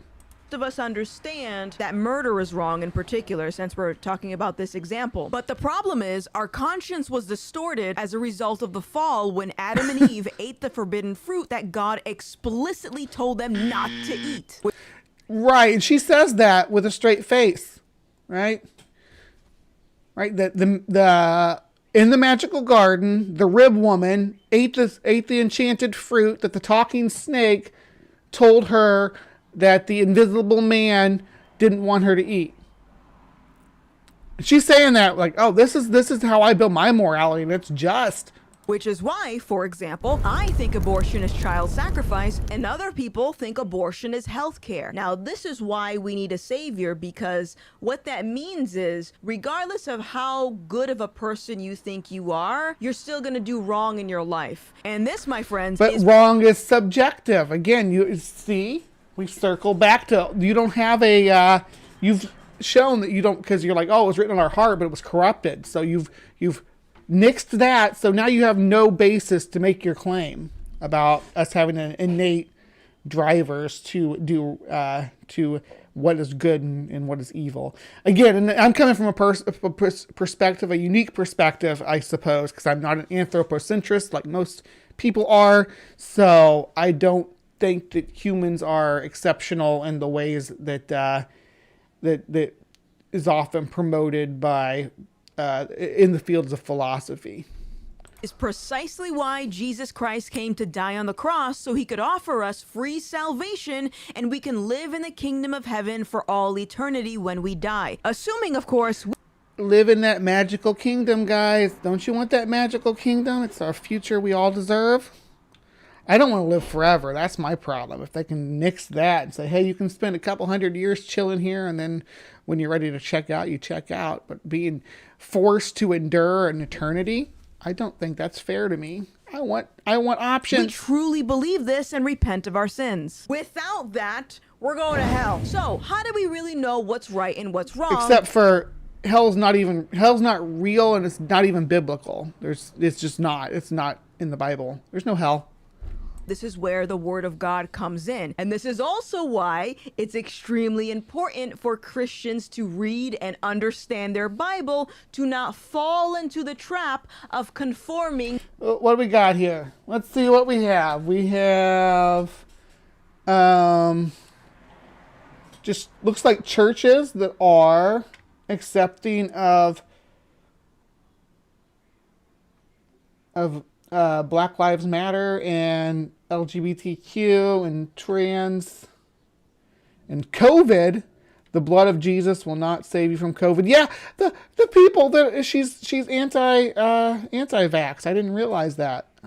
Gross. To the patterns of this world. Creating our own standards for morality is extremely flawed. We see it with, as I said, the abortion debate. Apparently, murdering your baby is morally okay. We see it with the transgenderism ideology. Apparently, encouraging people to mutilate themselves because they believe they were born in the wrong body. Oh, for fuck's sake. No. That's not... Nobody's saying we're born in the wrong body. My body started to develop in a direction, or developed in a direction that was not... that didn't feel right for me. And I tried to spend... After I did develop, I spent 20 years trying to make it feel right, and it never did.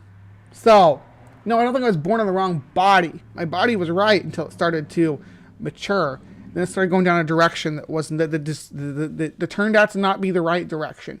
I'm trying to redirect that now, and I'd like for other people who were like me to grow up in a culture where they can say, hey, something doesn't feel right about the way I'm developing, because that wasn't even an option when I was a child. You didn't have the choice to say, you know, I don't feel like I'm developing right, and they be able to flip it around and help you out, or just slow it down and so that you can make the decision later. I didn't have that option. Good grief, that would have saved me so much pain growing up.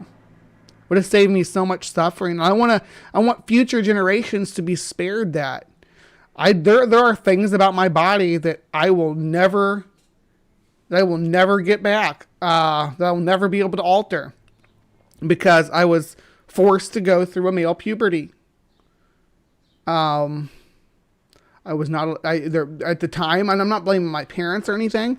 At the time, there wasn't really too many options that I knew of or that were publicly available, at least not in the Midwest. Maybe if I'd been at a city school or something, and those things could have been where somebody would have seen that and accepted it, but and said, hey, there's something going on here. But that wasn't a thing here. I had to hide it, or it wasn't just from my peers, it was from the adults too. Because it was stigmatized. If I had made it known that I was queer at all, it would have marked me and anybody, and then nobody would have wanted anything to do with me because I was marked as queer. It's fucking gross. And she's perpetrating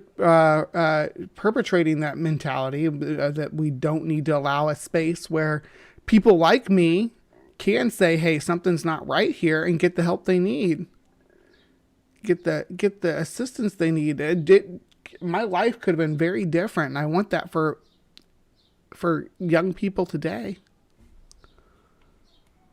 Or they believe they're actually the opposite sex is morally right. The same can be said about exposing a child to sexually explicit material, including a drag show, a pride parade.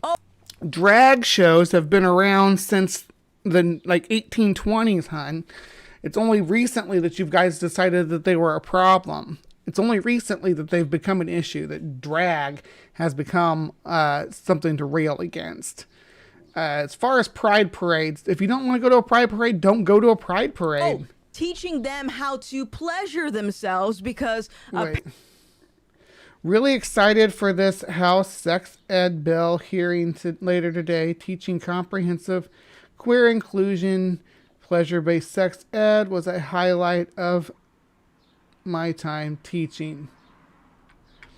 What, talking about people have sex for pleasure? Are you fucking serious?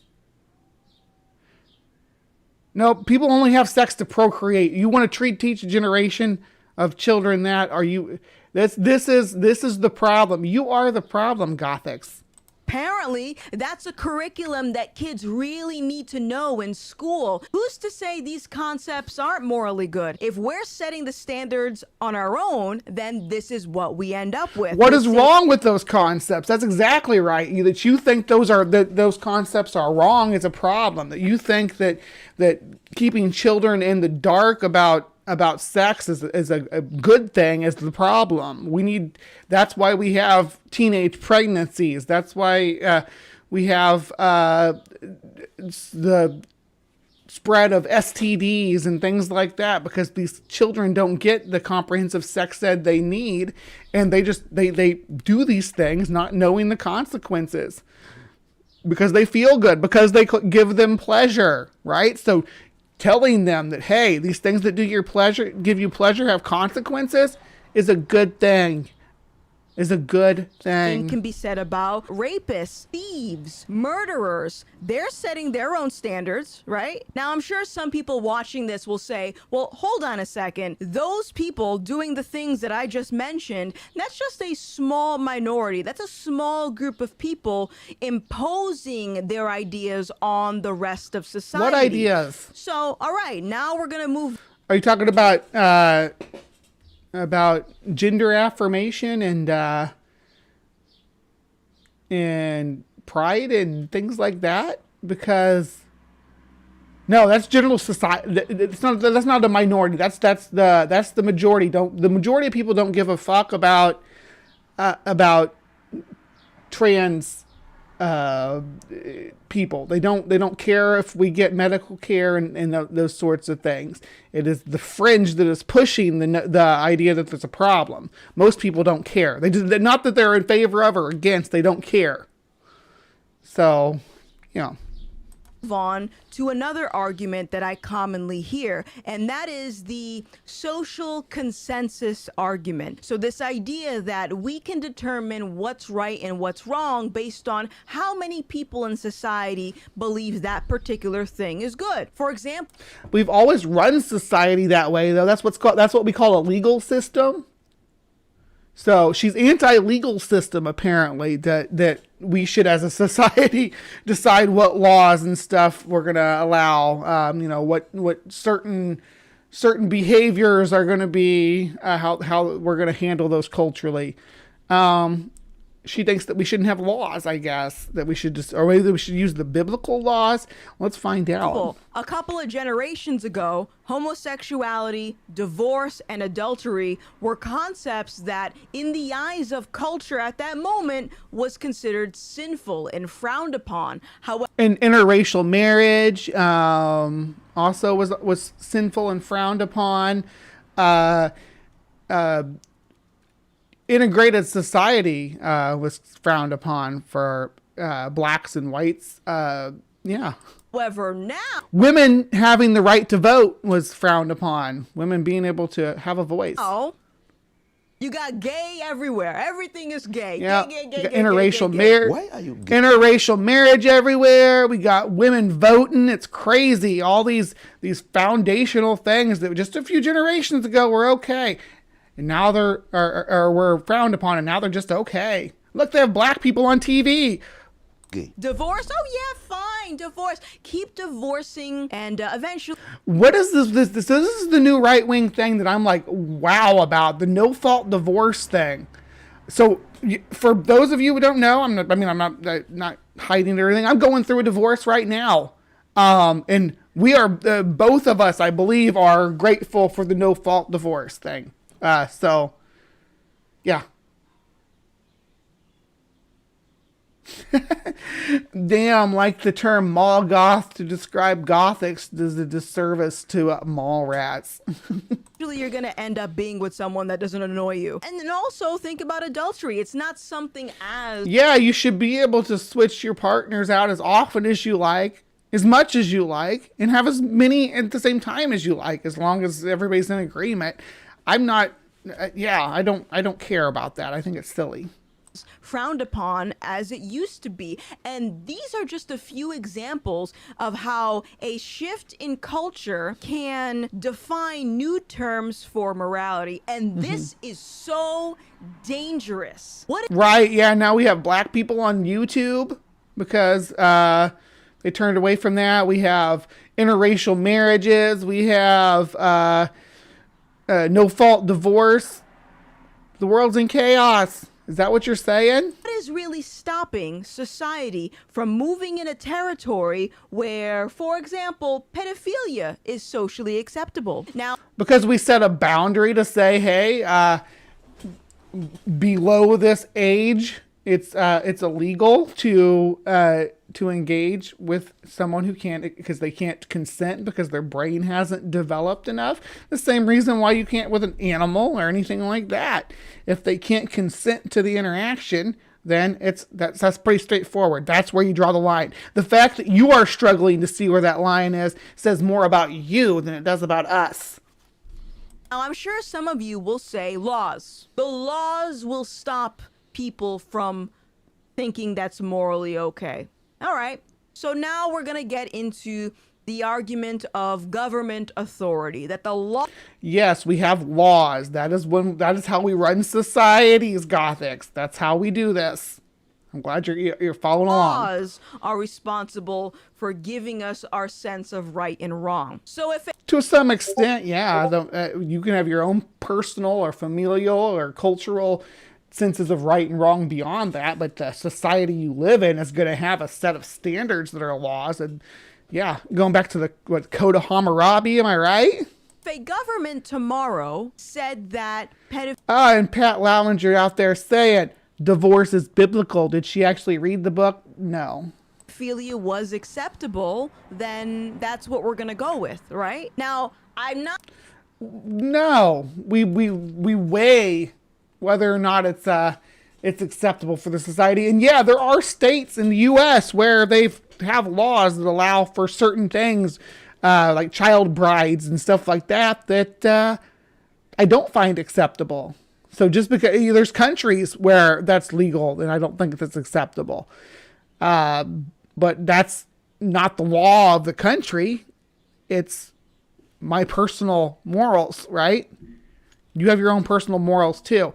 And if we live in an ethical society, we can generally not have to, or even without laws like that in place, we can generally culturally shun such behavior when it rears its head. Like when Tennessee tried to pass their child bride law, when the Republicans were pushing that, was that in January of this year? That was put out. I can't remember for sure, but it might have been earlier than that. Anyway, but they got shut down because of the cultural backlash, even though they were working within the legal system. I'm not going to accept the rebuttal that the government would never do such a thing, because if we look back in history, there are so many atrocities the government's been responsible for, either directly or as a result of indifference, their policies, or government-funded propaganda. I just don't even know why there aren't uprisings all over the country, and maybe there will be. Biggest terror threat in this country is white men, most of them radicalized to the right, and we have to.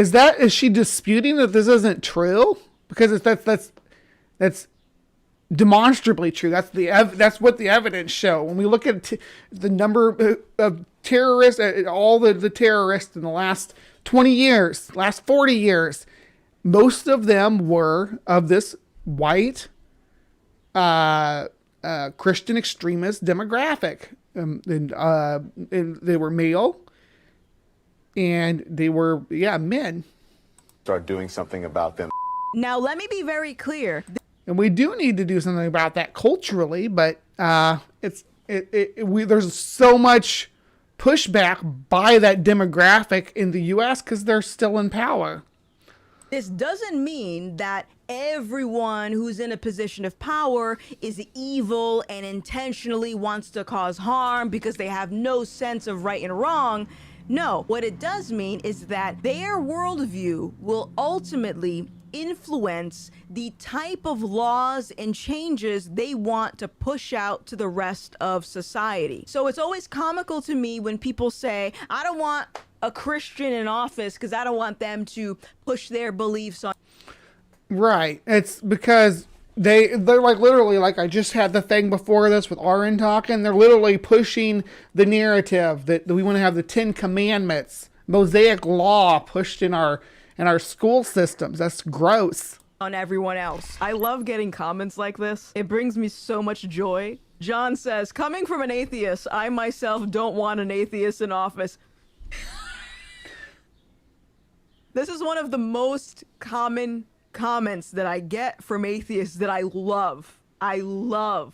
Because they'll say, I'm an atheist, I don't believe in God, but I'd rather be in a society filled with God-fearing Christians. No, I disagree.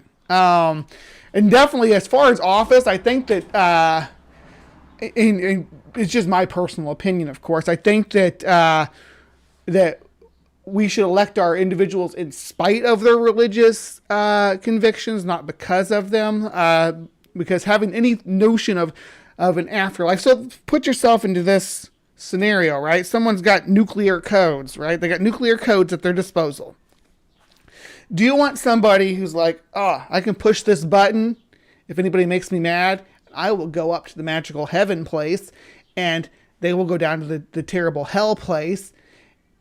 Or do you want somebody who thinks, I can push this button and annihilate me and annihilate them from existence ever and completely, and a whole bunch of other people too, by pushing this button? Put your stuff. Yeah, she's wearing her own merch, right? Right. But yeah, I think that we do a lot better with that, with an atheist in office with their finger on that button, right?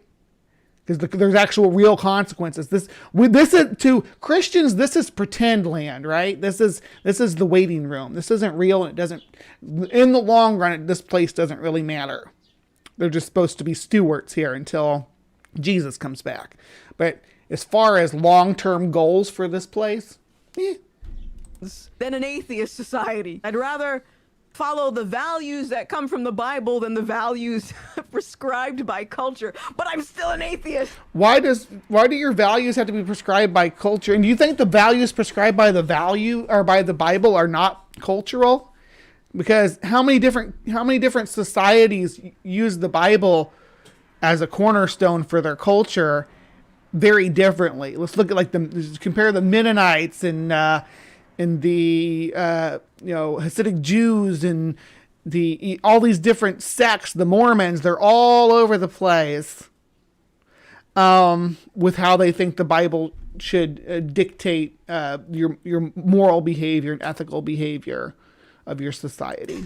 Oftentimes, when I try to illustrate what a persistent atheistic worldview could potentially lead to, I usually will talk about the Holocaust, and I'll say, look, this is what atheism could lead to. And you know what people... So yeah, because it was a cultural conflict, right, with the Jewish people. It's only been in the last 50 or so years that the notion's been the Romans killed Jesus. For all history up until World War II, the Jews killed Jesus, and that was what Christians said, and that was why they justified this. And she's going to talk.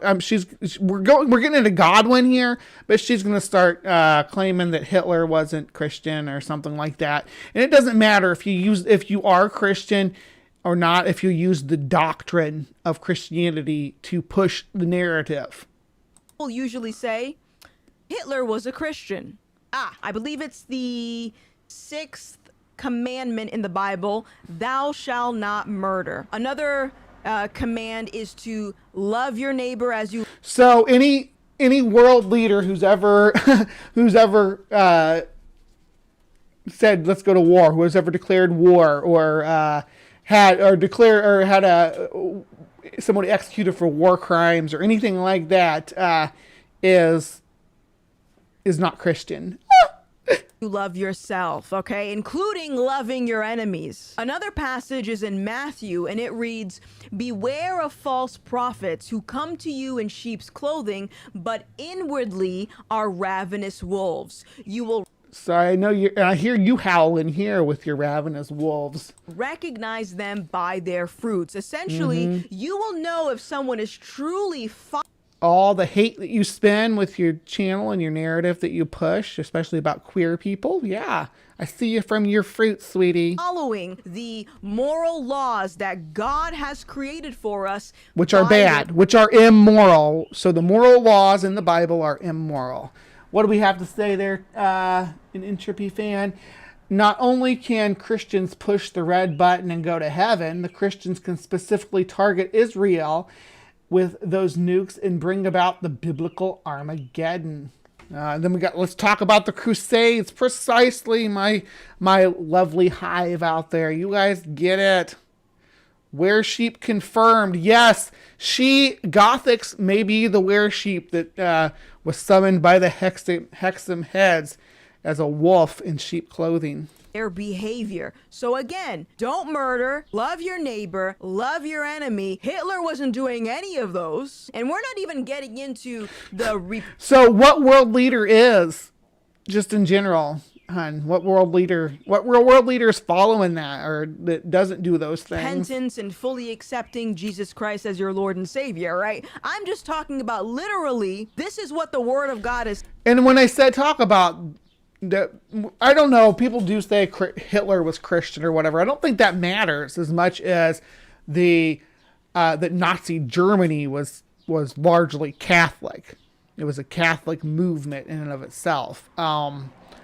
The Catholic Church, or at least early on, were weaponized as part of pushing the narrative. Because they were given some power, right? There's a lot of history to that. I don't have all in front of me here. I don't want to misspeak about anything, but yeah, there was a religious movement in Nazi Germany, a movement towards supremacy, I guess, towards Catholic supremacy. Saying Hitler is saying something else, and essentially, if I had to equate this logic to something that a lot of people are familiar with, it's like if I were to say, for example, well, maybe Gothics doesn't think Catholics are Christian, though. That might be true too. I identify as a man. The narrative is that you must believe I'm a man because I feel like I am. I identify as one. In the same way, Hitler is a Christian. Why? Because he said so. Because other people... Don't most Christians say so? Which Christians... So how do we differentiate the Christians that are just saying they're Christians from the ones who are really Christian Gothics? Said so. Now, how do you know the difference? You check my birth certificate, you check my DNA, you check my bone structure, you'll know. None of that will tell us if you're a man, though, because you don't know what a man is. You're equating man with male because you're confused about terms, or purposely trying to confuse terms, because bone structure and DNA and all that good stuff are not going to tell you whether or not you're a man. I'm sorry. Actually, all those things can't even tell you whether or not you're male, because... sex is complicated. Oh, I'm a woman. If you check the Bible, you know that Hitler was not a Christian. Now, I want you to imagine... If I check the Bible, I know you're not a Christian, because I don't see you out there stoning people. You haven't given up all your wealth and lived a life of poverty as Jesus requested of you. Yeah. Imagine for a second if there's someone else in a position of power or influence at this very moment who's also using God as a means to conceal their true motives. Trump? You didn't even put a picture of him up. How would you know? A man and a woman. Sometimes you gotta open up the Bible to know what you're looking for. So again, the logical outworkings of atheism will inevitably lead a lot of people to rape, to commit murder, school shootings, to do all these bad things that we think are bad. And living by the Bible could also inspire you to that. Most shooters are doing it from a biblical standpoint. Yeah, most of them are. Most of them are Christo-fascists. So it seems like more people follow this path following a biblical lifestyle than if you look at prison populations, most of those people are identifying as Christians. Most rapists are Christians. Most murderers are Christians in the US. Any crime, because of our demographic, any crime is mostly Christian. So what are you even talking about?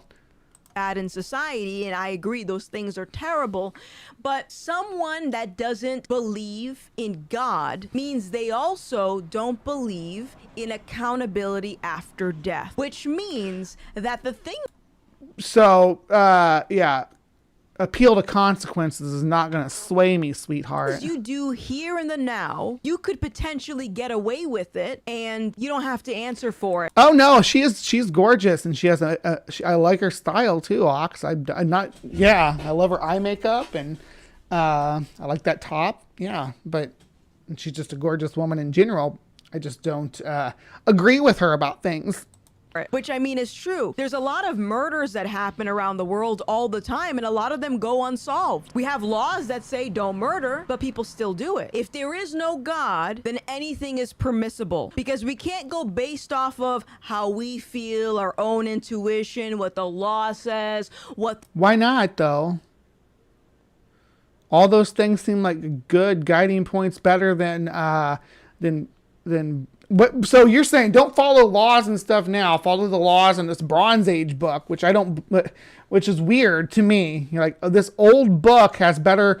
This old book of Jewish laws from thousands of years ago is a better source of laws than modern laws, and I think that that's weird. These social, because there's rules about owning slaves and selling your daughter and things. There's laws about that stuff in the Bible. So why are you saying that is a better source of morality than modern society can offer? I think modern society and modern laws offer a much better resource for morality than the Bible does. I don't want to sell my daughter. I don't want to own slaves. I don't want anybody to. And the Bible says that's part of the culture. Consensus says, what the science says. We cannot define morality or allow other people to define morality. We don't have the authority to do that. We need a moral lawgiver, Why? So we can't depend on actual people. We need to depend on a pretend person that lives outside of humanity in the sky. And I, in my book, is the one that says what that pretend person wants. Moral arbiter of the universe, and you can only get that from God.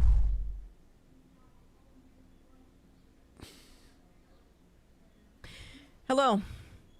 It is I, Granny Gothics, as my subscribers like to refer to me as. I have my granny glasses, as you can see, and I was editing this video and realized that there were a few extra details that I forgot to mention, and I think it's important for me to include it. So another reason why an atheistic worldview is extremely dangerous is because of the, how should I put this, of the higher likelihood of you being emotionally exploited, primarily by the means of political agendas. For example, there are a lot of people who believe if we don't switch over to green energy, we're all gonna die in like the next 12 years. There's people legitimately in hysterics because... You misunderstand that argument too.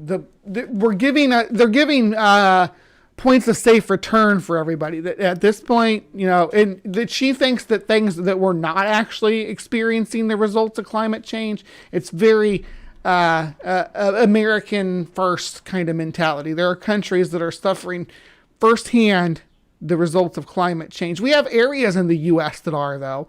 The southwestern United States is suffering exponentially from climate change, and that's why we have so many fires.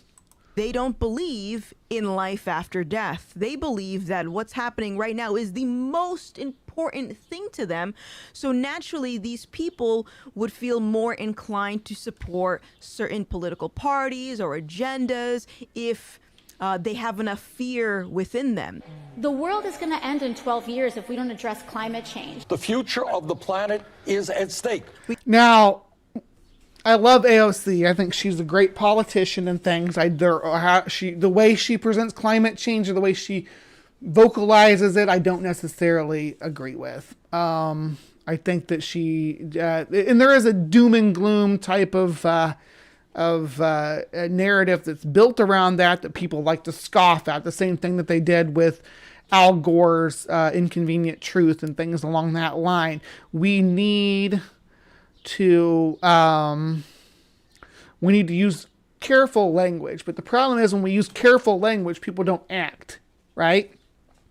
So they use loaded language, and then people scoff. So you can't really win. Obviously, there's going to be AOC.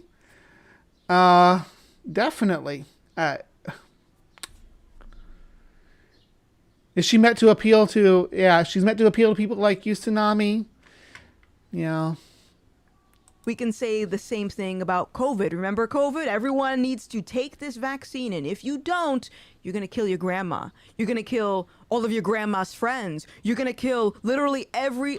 There were literally hundreds of thousands. I don't know if we ever get up in the millions. Hundreds of thousands of people that were killed, most of them elderly, from COVID. So yeah, and that did happen. Other person, because this vaccine won't work unless everyone takes it. If you listen to the media... Right, and that did happen. People died. Lots of people died, Gothics. A lot of people did. What are you talking about? And people in the White House, or just politicians in general, you'll hear a lot of anti-Christian rhetoric. You might hear things like Christian extremists, or they'll talk about Christian nationalism, and they'll put that on the... Christofascism is the word that we like to use for you Gothics. Christofascist.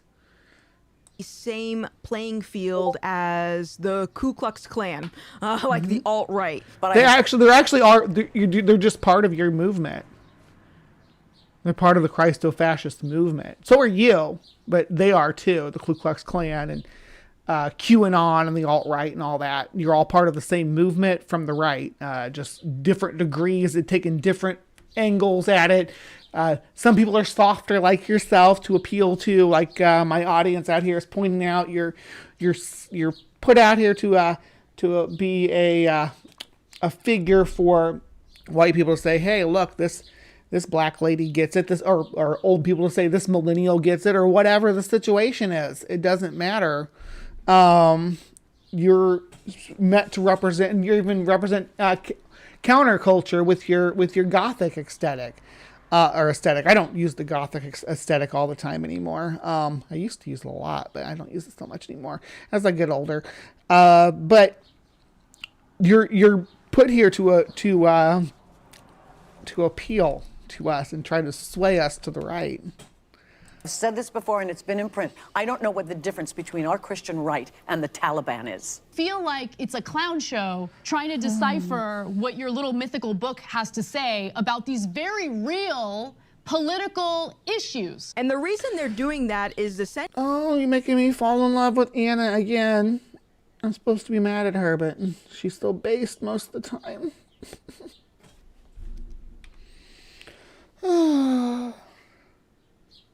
Essentially to demoralize Christians, because Christians are a lot harder to scare. And if you can't scare Christians, it's going to be a lot harder to manipulate them into supporting certain... You can scare Christians. It's super easy. That's what they're doing. That's why trans people are so scary. We're not hurting anything or doing anything wrong. We're just existing.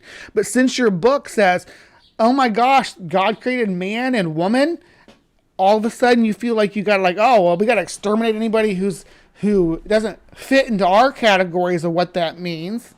In political agendas, ideologies, social justice causes, things of that nature. Now, why is it that Christians are harder to scare? Well, I'll give you a few reasons. Number one, as I said already, if someone believes that Jesus was sent to die... You can extrapolate anything you want from the Bible as far as a message like that. You could actually twist scripture to be, again, like the things that I've talked about, interracial marriage, for instance. There was the slave Bible that they used, that they twisted the Bible to make it so, hey, owning people is biblical. It's right here in the book. So you can use the Bible to promote what we would consider, I think you and I would agree, are immoral behaviors. On the cross for our sins, then that Christian recognizes that time on earth is just a small fraction of all of eternity being in heaven. So there isn't a reason to fear. Even though things are really bad, there's no reason to fear because we recognize that the battle's already won. The other aspect of this, why the government wants to demoralize, and not just the government, the media too, and celebrities, influencers, you get what I mean. The other aspect is because we are commanded to submit to governing authorities. So we're told to obey our government. However, we're also told to obey God rather than man. So what that means is, There is a finch on my screen trying to get my butterflies. My butterflies like to hang out on my screen when it's warm like this. And there's a finch like jumping up and down trying to get him off the screen. He can't figure out how to catch him. He's irritated and confused and keeps rattling my screen. If the government, for example, tomorrow passed a law that said we are legally allowed to kill our neighbor because they voted for someone that we didn't agree with, even though they made that law, we would still obey God rather than our government, even though our government said it is okay. But God does tell you to stone your neighbors for all kinds of crazy stuff, like, and also like disobedient children and things like that. Are you going to follow that? Because you're supposed to hold that law above the law of the land, right? Above the legislator. So if you see someone at McDonald's or whatever and their kids screaming in their booth, you're morally obligated to stone that child to death right there in the McDonald's ball pit. That's your requirement. That's what your book dictates that you must do. And that it transcends the law of the land, sweetie. So you better get on it. I haven't heard of you stoning anybody at all to death. To do that. And it's because the laws that God sets should be prioritized above whatever nonsense the government sets. And your God says that that women, if they get pregnant by someone other than their husband, have rights to an abortion. So that's in the Bible. So anybody who's not married should have rights to an abortion based on the Bible. So in the pursuit of, for example, a communist society, these people in power recognize that they're not going to be able to effectively achieve that if there's a population of people that they can't manipulate, because a communist society, in pursuit of a communist society. Again, she thinks that communist society requires no religion, I guess, when you can have whatever religion you want in a communist society. There's no state religion. They see God as the number one priority, the number one authority, essentially the final say, rather than whatever laws they put forth. So now, God's final say, regardless of whether the U.S. says that you can't own slaves. If your Bible says you can own slaves, you should follow the Bible, right? If the Bible says that that you can't that you can take you can't take your slaves from your own community, but you can take them from the neighboring community. You can go kidnap the people in your neighboring community and have them as slaves. That's biblical. Now, that isn't to say that we shouldn't watch out for one another and we shouldn't do the right thing. But again, what are the standards for the right thing? Who makes those standards? So, yeah, guys, that was really the extra stuff I wanted to include in this video. I hope it's helpful. If you still watch this and you still have questions, I was being very, very gracious, Interby fan, about what is it, Numbers? Is it Numbers 31? The bitter water. I was being very gracious about how to read that. leave them in the comment section below. I may not have all the answers, but I'll try to find out the answers and get back to you. And there are a lot of believers out there that are willing to engage in this type of dialogue. I think the worst thing that you want to do is shut out the conversation simply because you disagree with it. And I don't think, as we can see in society right now, the way that the world is going and how crazy people are acting, how right. I don't think communism doesn't really dictate anything about the religion of the society. It's a market system. Pure communism would be classless, stateless, moneyless society that doesn't have anything to do with religion. There's those two concepts can exist perfectly fine together.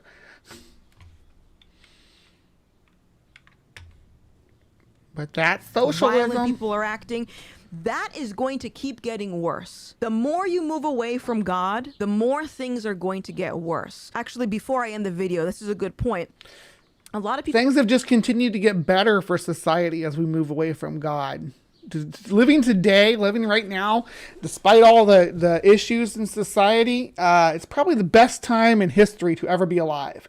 And every moment moving forward is better than the last. So people live longer, live healthier. People like me and you have rights where we wouldn't have at previous times because of the Bible. Because we moved away from God, we have rights now. You have rights as a woman. You have rights as a black woman. I have rights as a trans woman. I have rights as a queer person.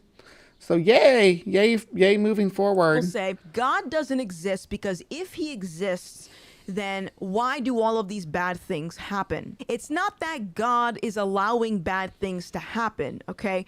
It's the fact that we have the free will to do whatever we want. And the further we move away from God, the higher likelihood of bad things happening. So if we disconnect from God, essentially, we are allowing an opportunity for those bad things to happen. And because again, following God is what allows those bad things to happen. So how many wars have been fought in the name of the Bible or the name of which Bible is right? No, I shouldn't say, I'm not saying all bad things throughout history are linked to the Bible, but a lot of bad things are. Again, with an atheistic worldview, anything is permissible. Why? Because my morality is based on social consensus, my own conscience, my own feelings, my group, my culture, whatever. If it doesn't come from God, you're gonna get thrown into the society that we have right now, where. Right, tsunami. But though I think all my audience knows here that the hugest contributor to World War II and to the defeat of the Axis in World War II was communist Russia, like hands down. Like all the other nations combined, their contribution is about equal to what Russia contributed. So even though the U.S. tries to pretend that they were the major player, they came in fairly late. The contribution was there, but not nearly what Russia lost what they threw against the fascist regime. A communist nation was the hero of World War II.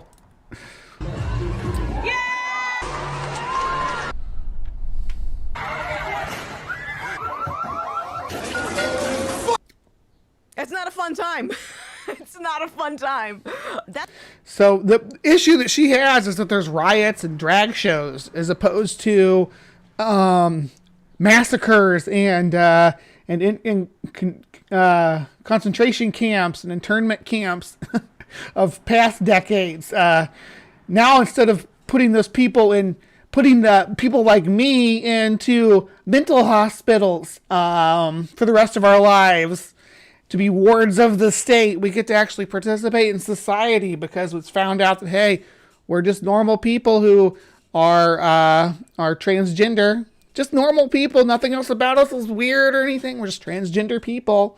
So, whatevs. That's going to be it for this video. I hope you guys enjoyed it. If you did, do me a solid and hit the subscribe button, hit the like button, share this with your friends, engage in the comment section, help me because the algorithm doesn't like me. And by the way, follow me on Rumble because YouTube's been going kind of banhammer crazy up in here, and maybe if you stop saying awful stuff, that might help.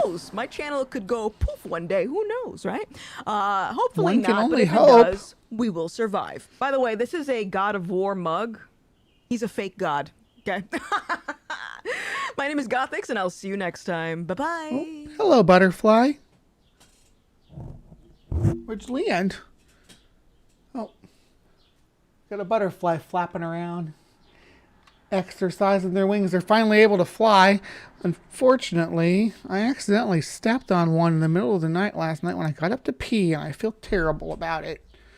But I guess that's what happens when you have free-range butterflies in your room.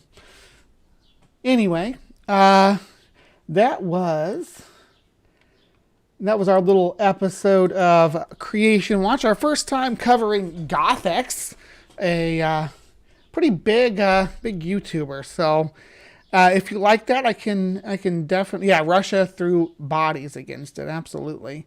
So if you enjoyed that and like to see me cover more of her, let me know in the comments down below. If not, also let me know if you think that she's right and I'm wrong. Tell me about it. I'm willing to listen, have the conversation. So hang in there with me. To my people watching this live on Wednesday night, thank you so much for sticking in there with me. Or not watching this live, sorry, watching this premiere on Wednesday night. Thank you for sticking in there with me. Much love from the Hive, and please remember to be kind and take care. All right, and now for my Live from the Hive audience. Thank you so much for sticking with me as well. Got one more really cool thing I'm going to cover in Strange Science. It's going to be eye-opening, but it is going to be a deep dive, so it's probably going to be one of our longer HiveScience reels. So what I'm going to do right now is go into our second set of intermissions, and I will see you guys over there with something new to drink.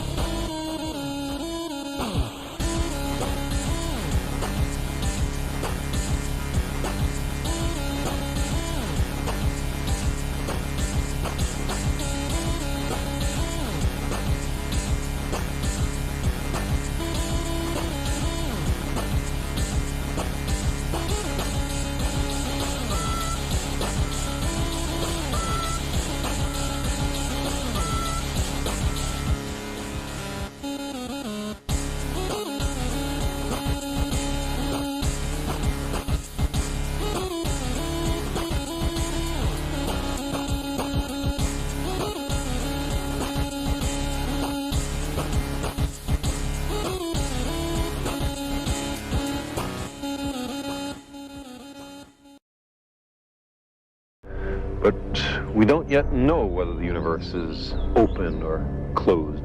More than that, there are a few astronomers who doubt that the redshift of distant galaxies is due to the Doppler effect, who are skeptical about the expanding universe and the Big Bang. Perhaps our descendants will regard our present ignorance with as much sympathy as we feel to the ancients for not knowing whether the Earth went around the sun.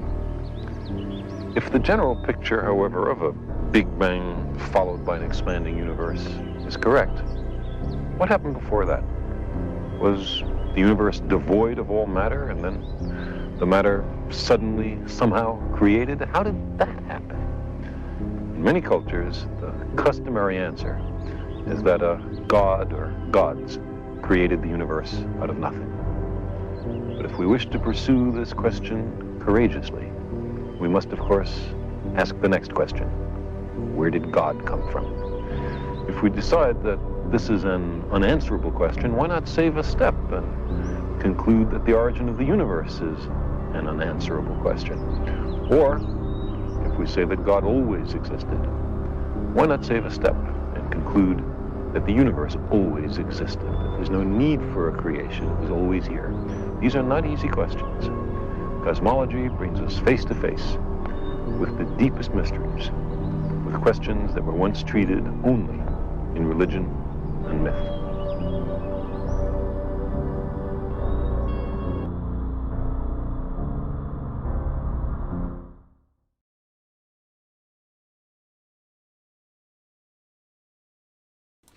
Hello, hello, and welcome to HiveScience, Strange Science. We got some stuff going on today, and I am excited about it. This is a newer article from science.org. When was it published? From April, so fairly recent.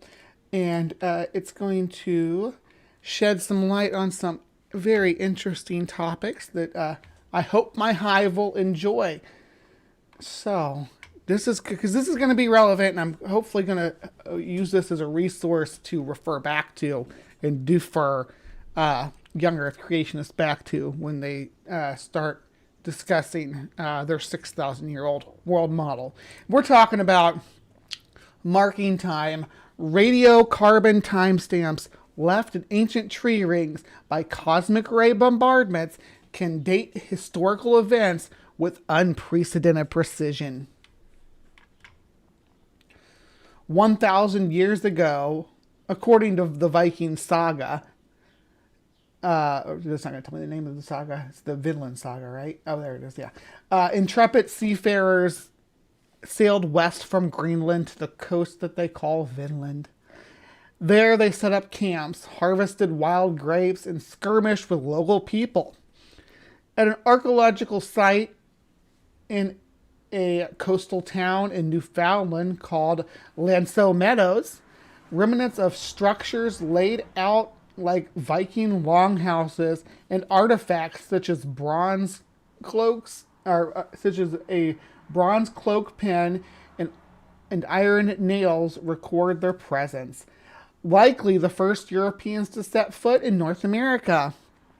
Yet pinning down exactly when Vikings came to Vinland was impossible until researchers discovered a kind of cosmic timestamp preceding their arrival. In 2021, Margaret Cudem and Michael D. of the University of Groningen, I think that's Groningen, it might be Groningen, obtained pieces of timber from a longhouse with visible tree rings and intact bark. Cudems, an archaeologist, and D, a radiocarbon expert, were hoping to find a tree ring with an unusually large amount of carbon-14, the signature of a barrage of high-energy particles from outer space known to have occurred in 993 through 994 CE. It was a bit of a shot in the dark, Cudem said, but 28 rings from the bark, they found the telltale C14 spikes, persuasive evidence that Vikings felled the firs and juniper trees used in building the longhouse in 1021 CE. So they know the exact age now based on carbon dating. But no, carbon dating can't be used. It's not accurate. The time of the Viking foothold in Lanceau Meadow heralds a revolution in archaeology, a newfound ability to whittle the age of wooden artifacts from decades down to a single year.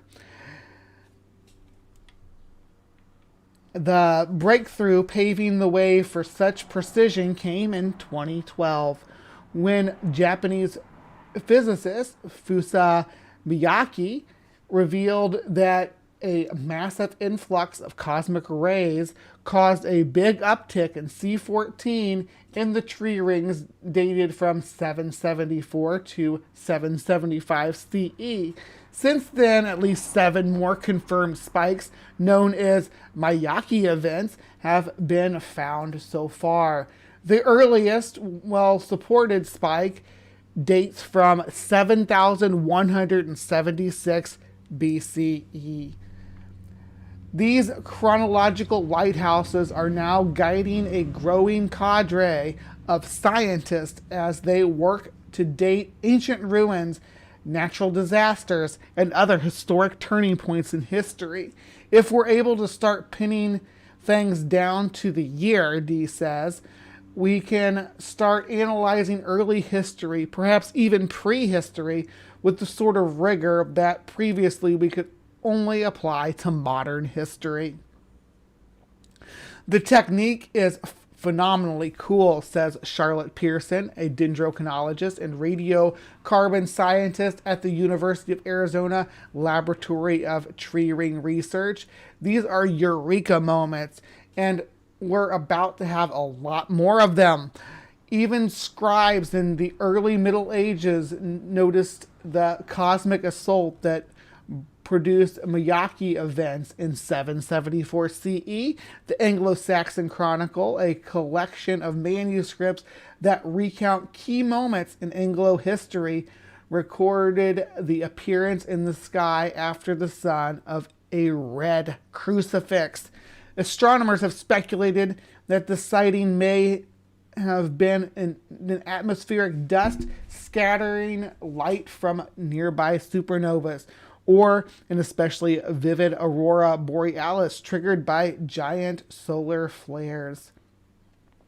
The same year, thousands of kilometers to the east, as Japan's Emperor Conan, that's cool, Conan, struggled with a succession crisis in Japan, a cedar on Yaku Island off the nation's southeastern coast was sucking up carbon dioxide, CO2, through its short bristled needles. The tree converted some of the CO2 into sugar and deposited it in the outermost layer of its wood. As the empires rose and fell, the cedar added ring after ring of annual growth, succumbing only in 1956, at the vulnerable age of 1900 or so, to the blade of Yaku forestry manager. A half a century later, Miyake, then a graduate student at Nagoya University, cut a cross-section of the cedar stump. Each of its rings held a trace of carbon-14, radioactive isotope forms continuously in the upper atmosphere as cosmic rays. High-energy particles from space collide with gas molecules, spawning neutrons. When one of these neutrons knocks out a proton in a nitrogen atom, the nitrogen is transformed into carbon-14. As it inhaled CO2, the cedar had incorporated the carbon-14 into its wood. All the green plants take up carbon-14 and pass it on to the animals they sustain. It can be detected in fossils and other preserved tissue going back tens of thousands of years. The most predictable decay rate is the basis of standard radiocarbon dating.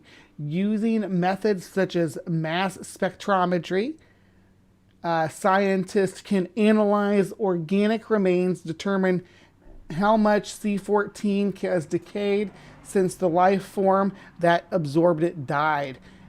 That value is then compared against the carbon-14 value of items of known age, usually based on tree rings giving the sample's age to within a few decades under ideal circumstances. Because the isotope has a half-life of about 5,700 years, samples from earlier than 50,000 years ago contain too little for dating. Yeah, and we know that about C14, right? That it's got that limit of 50,000 years. That's why when people bring it up and talking about dinosaurs, it's so weird to me, because what do dinosaurs have to do with C14 unless we're talking about avian dinosaurs, right? All right, so sorry, I had to get a drink and clear my throat just a second. Okay, here's a diagram of how it kind of works. Cosmic carbon spikes, cosmic rays from solar flares or other extraterrestrial sources collide with gas molecules in our atmosphere, spawning neutrons. When a free neutron knocks a proton out of the nitrogen atom, it forms a radiocarbon. This is what we just read up there in the paragraph. So same thing we're just reading here. Let me catch up with my live chat here. Paul Camish, good to see you, my friend. Good to see you. Glad you can make it. The Blitzkrieg isn't part of why. Oh, we're talking about still talking about World War II. That's fine. I'll just continue on. But Miyake wasn't trying to date the trees. She was looking for anomalous C14 spikes left by violent space weather events, solar flares, other outbursts from the sun, and exploding stars that unleash short, exceptionally intense showers of high-energy particles. Using techniques developed in part by Lucas Wacker, a physicist at ETH Zurich, she zeroed in on a period towards the end of the 18th century where previous radiocarbon scientists had detected an anomalous hump. Working ring by ring, she sliced out tiny wood chips from the cedar and ran them through an accelerated mass spectrometer to determine the ratio of the carbon-14 to stable carbon isotopes. The ring corresponding to 774 to 775 CE, she saw a 12% jump in carbon-14 and increased 20 times larger than ordinary cosmic ray oscillations produce. Other teams confirmed the spike in samples from a German oak and New Zealand curry tree. Later that year, Miyake and her colleagues published a paper in Nature attributing C14 spikes to massive bombardments of cosmic rays, perhaps from the sun or a gamma ray burst from a distant star. In 2013, they found a second, slightly smaller C14 spike in the same Yaku cedar from 993 to 994 CE. Other scientists started calling the phenomena Miyake events. When Wacker read about Miyake's 774 to 75 CE and 993 to 94 CE spikes, he recognized that radiocarbon beacons untapped potential. He trained it on a chapel in Münster, Switzerland, supposedly built by the first Holy Roman Emperor Charlemagne, on a site where he and his party had survived a horrendous blizzard. Another team of scientists had dated the chapel to 785 CE by meticulously analyzing the width of tree rings in the wooden beams. Wider rings often indicate wetter years.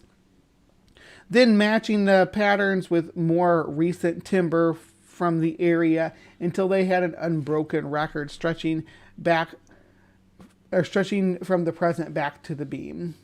Yeah, and they have them marked out here, right? You got your rings. Wacker knew that if his team could find the C14 spikes from the 774-75 CE Miyake event in the beams, they could simply count to its outer edge to obtain a precise date. They did just that, confirming in 2014 the 785 CE date. That was a pioneer work, Miyake says. I was really happy to see that kind of application was made possible because of our findings. While Wacker pursued the Holy Cross Chapel work, Dee and colleagues began exploring other ways that Miyake events might illuminate historical timelines confused or obscured by the passage of time. Reliable written records, chronicles listing the exact year of empires and wars, and more mundane archives and taxes, trade receipts, births and deaths go back only some 2,500 years, Dee says, and only in societies that kept written records. Radiocarbon dates, with their decades or centuries of uncertainty, may help construct history with broader strokes, but key historical moments often play out over shorter time scales.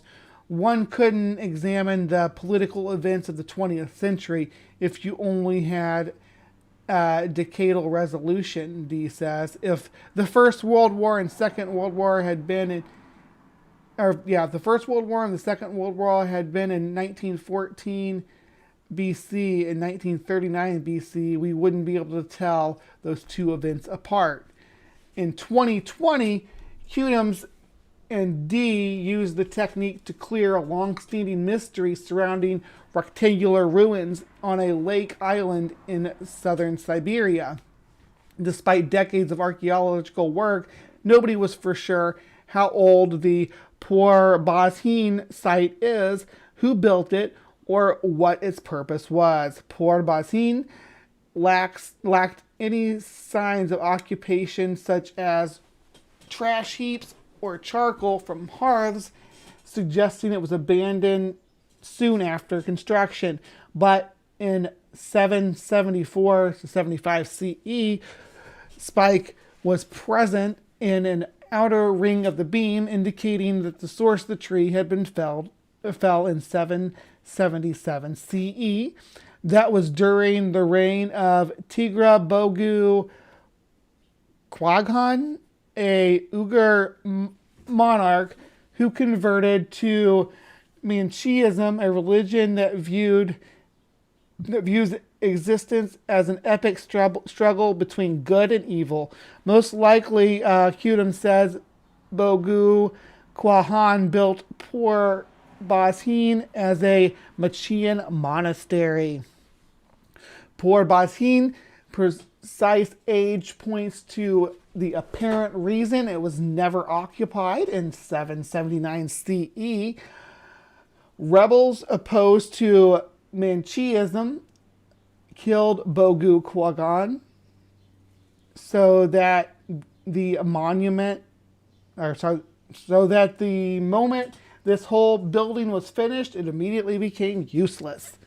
Hudum says Dee was see, even I guess the later time date doesn't make me any better at reading when I get to this point. Dee also contributed to works by German colleagues that used the same Miyake spike to date another ancient fortress on the island in Lake Arazi in central Latvia.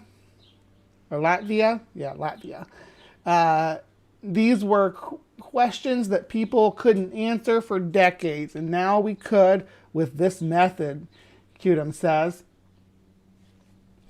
In the wake of the headline-grabbing Vinland success, the Groningen team is tackling another alluring set of historical puzzles. floating chronologies or ancient, internally consistent timelines that are untethered to specific dates. For instance, D has long hoped to the floating timeline of ancient Egyptian pharaohs to our modern calendar. Radiocarbon dating has pegged the Egyptian chronology within a couple hundred years. Scientists have tried to use ancient observations of known astronomical events, such as stars and planet alignments, to narrow the dates down further, but the timeline remains blurry. Egypt's Old Kingdom era, for example, encompasses dozens of pharaohs who reigned from approximately 2700 to 2200 BCE. The calendrical dates are not even really known to a century, D says. Many native Egyptian tree species don't produce annual growth rings, complicating the quest for Miyake events, but the Egyptians imported conifers, which builders often prefer for their straightness and strength, from Lebanon and Syria. The pandemic and law restrictions or restricting the export of Egyptian artifacts have slowed the team's work, D says, but as his teams as he'll start a sentence with but like that. He has his sights set on discovering a precise date for the construction of the Great Pyramids, which was built by the Old Kingdom pharaoh Khufu. There is an old Arab proverb which goes, "Man fears time, time fears the pyramids." D says if this structure and his reign could be precisely dated, it would solve a mystery that has endured since antiquity itself. Another floating chronology D's team hopes to anchor in is the Mesoamerican long count timekeeping system used by the Maya, Aztec, and other Mesoamerican civilizations. This system counts the days linearly from a supposed day of the world's creation. While there have been several attempts to correlate the long count with the Gregorian calendar, academics are still debating the precise creation date. Finding a Miyake event in wood from Mesoamerican structures, such as a lintel in the Mayan temple Tikal in Guatemala, whose construction is recorded in the long count, would settle the matter. Miyake events also promise to date natural disasters that have altered the course of human history.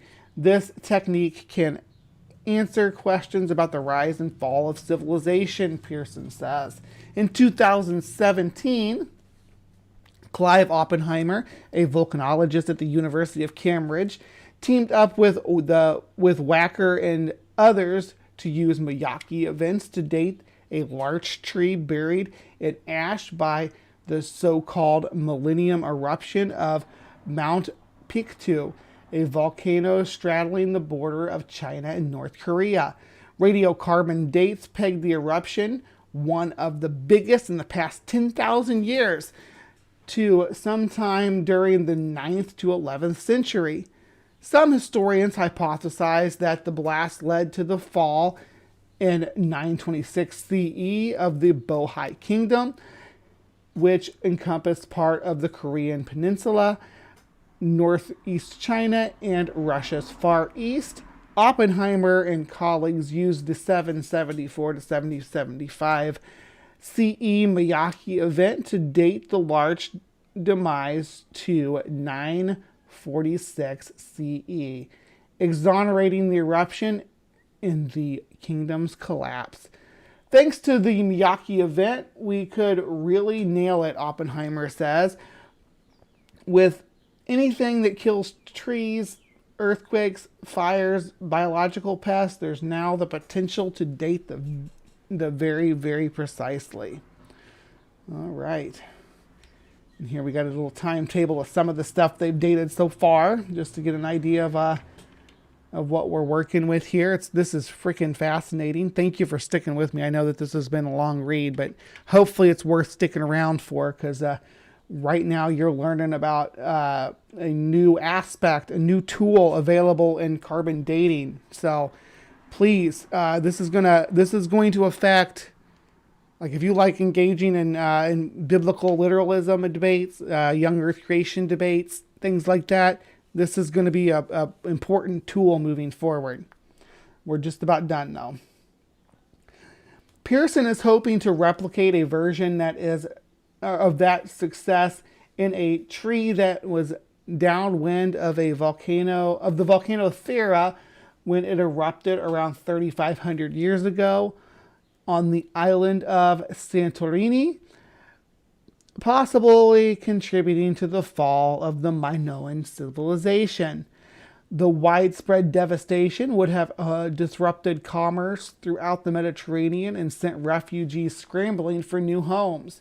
A C-14 spike centered on 1528 BCE, so far confirmed as a Miyake event, confirmed that in 1562 BCE, plus or minus 1 year, an abrupt chemical signal shows up in the tree rings, possibly caused by sulfate from the eruption. Miyake events may even shed light on potential future cataclysms. Dendrochronologist Brian Black, also at the Arizona Tree Ring Lab, recently used the 774-75 CE Miyake event to date 2 mass tree deaths separated by more than 80 kilometers in the Puget Sound region of the U.S. Pacific Northwest.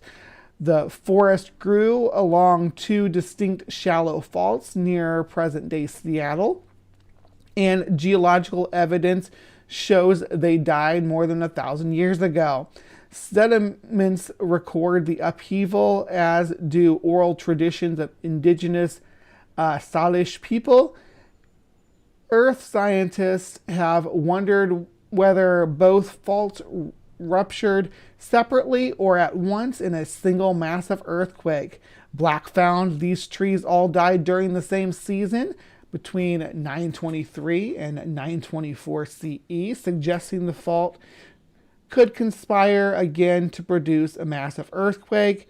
It takes the current worst-case scenario of the shallow fault and raises it to the next level, he asserts. Radiocarbon scientists are now scouring tree ring archives for more Miyake events. Kidam hopes to firm up one of the 6 millennium BCE, which may allow her to precisely date undisclosed Neolithic sites in Europe. Other researchers have spotted a possible Miyake cluster in 1261 CE, 1268 CE, and 1279 CE. Several different labs are aiming to verify these and other C14 spikes in trees from around the world. It's like sort of a jigsaw puzzle, Dee says. In the end, if we have enough spikes, we will be able to put together a lot of history in the Holocene in absolute time. There's Fusa Miyake right there with a tree ring. It's the one who these events are now named after. Ice core data can also confirm Miyake events. Cosmic rays spawn 2 other radioisotopes, beryllium-10 and chlorine-36, in the upper atmosphere. Rather than lodging in living tissue, these isotopes are washed to the surface in rain and snow, and they can end up in the annual layer of polar ice sheets like C14 and tree rings. Sharp spikes in beryllium-10 and chlorine-36 in the ice have been correlated to the known Miyake events.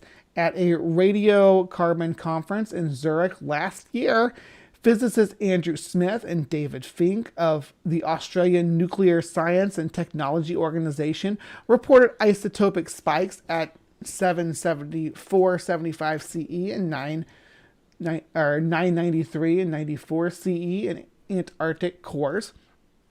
Continued analysis of the cores could reveal other previously unknown Miyake events that dendrochronologists could not follow up on. Miyake, too, is continuing her quest to find more of these events that bear her name. She has joined forces with the Arizona Laboratory of Tree Ring Research, whose 700,000 tree ring samples, the largest collection in the world, offer an unparalleled record of past climate and cosmic events. There, Miyake and her Arizona colleagues, along with colleagues around the world, are aiming to patch together from recently deceased and long dead trees a complete radiocarbon record stretching back 12,000 years. Filling in the gaps between Miyake events is also important, says Pearson, as they contain solar patterns that can be matched with tree rings and ice cores records to improve radiocarbon dating. Pearson and Wacker are preparing to submit another 11,000 years worth of data from California's bristlecone pines, which can live more than 4,000 years, to an internal radiocarbon calibration repository. Miyake is looking to samples of other long-lived trees from Russia, Finland, Japan, and has already spotted several yet unpublished Miyake events, she says. Miyake's pioneering analysis of the cedar continues to ripple through studies of the past, colleagues say. She trusted her instinct and was so confident in what she had that she was able to convince us all that there was a real effect, Dee says.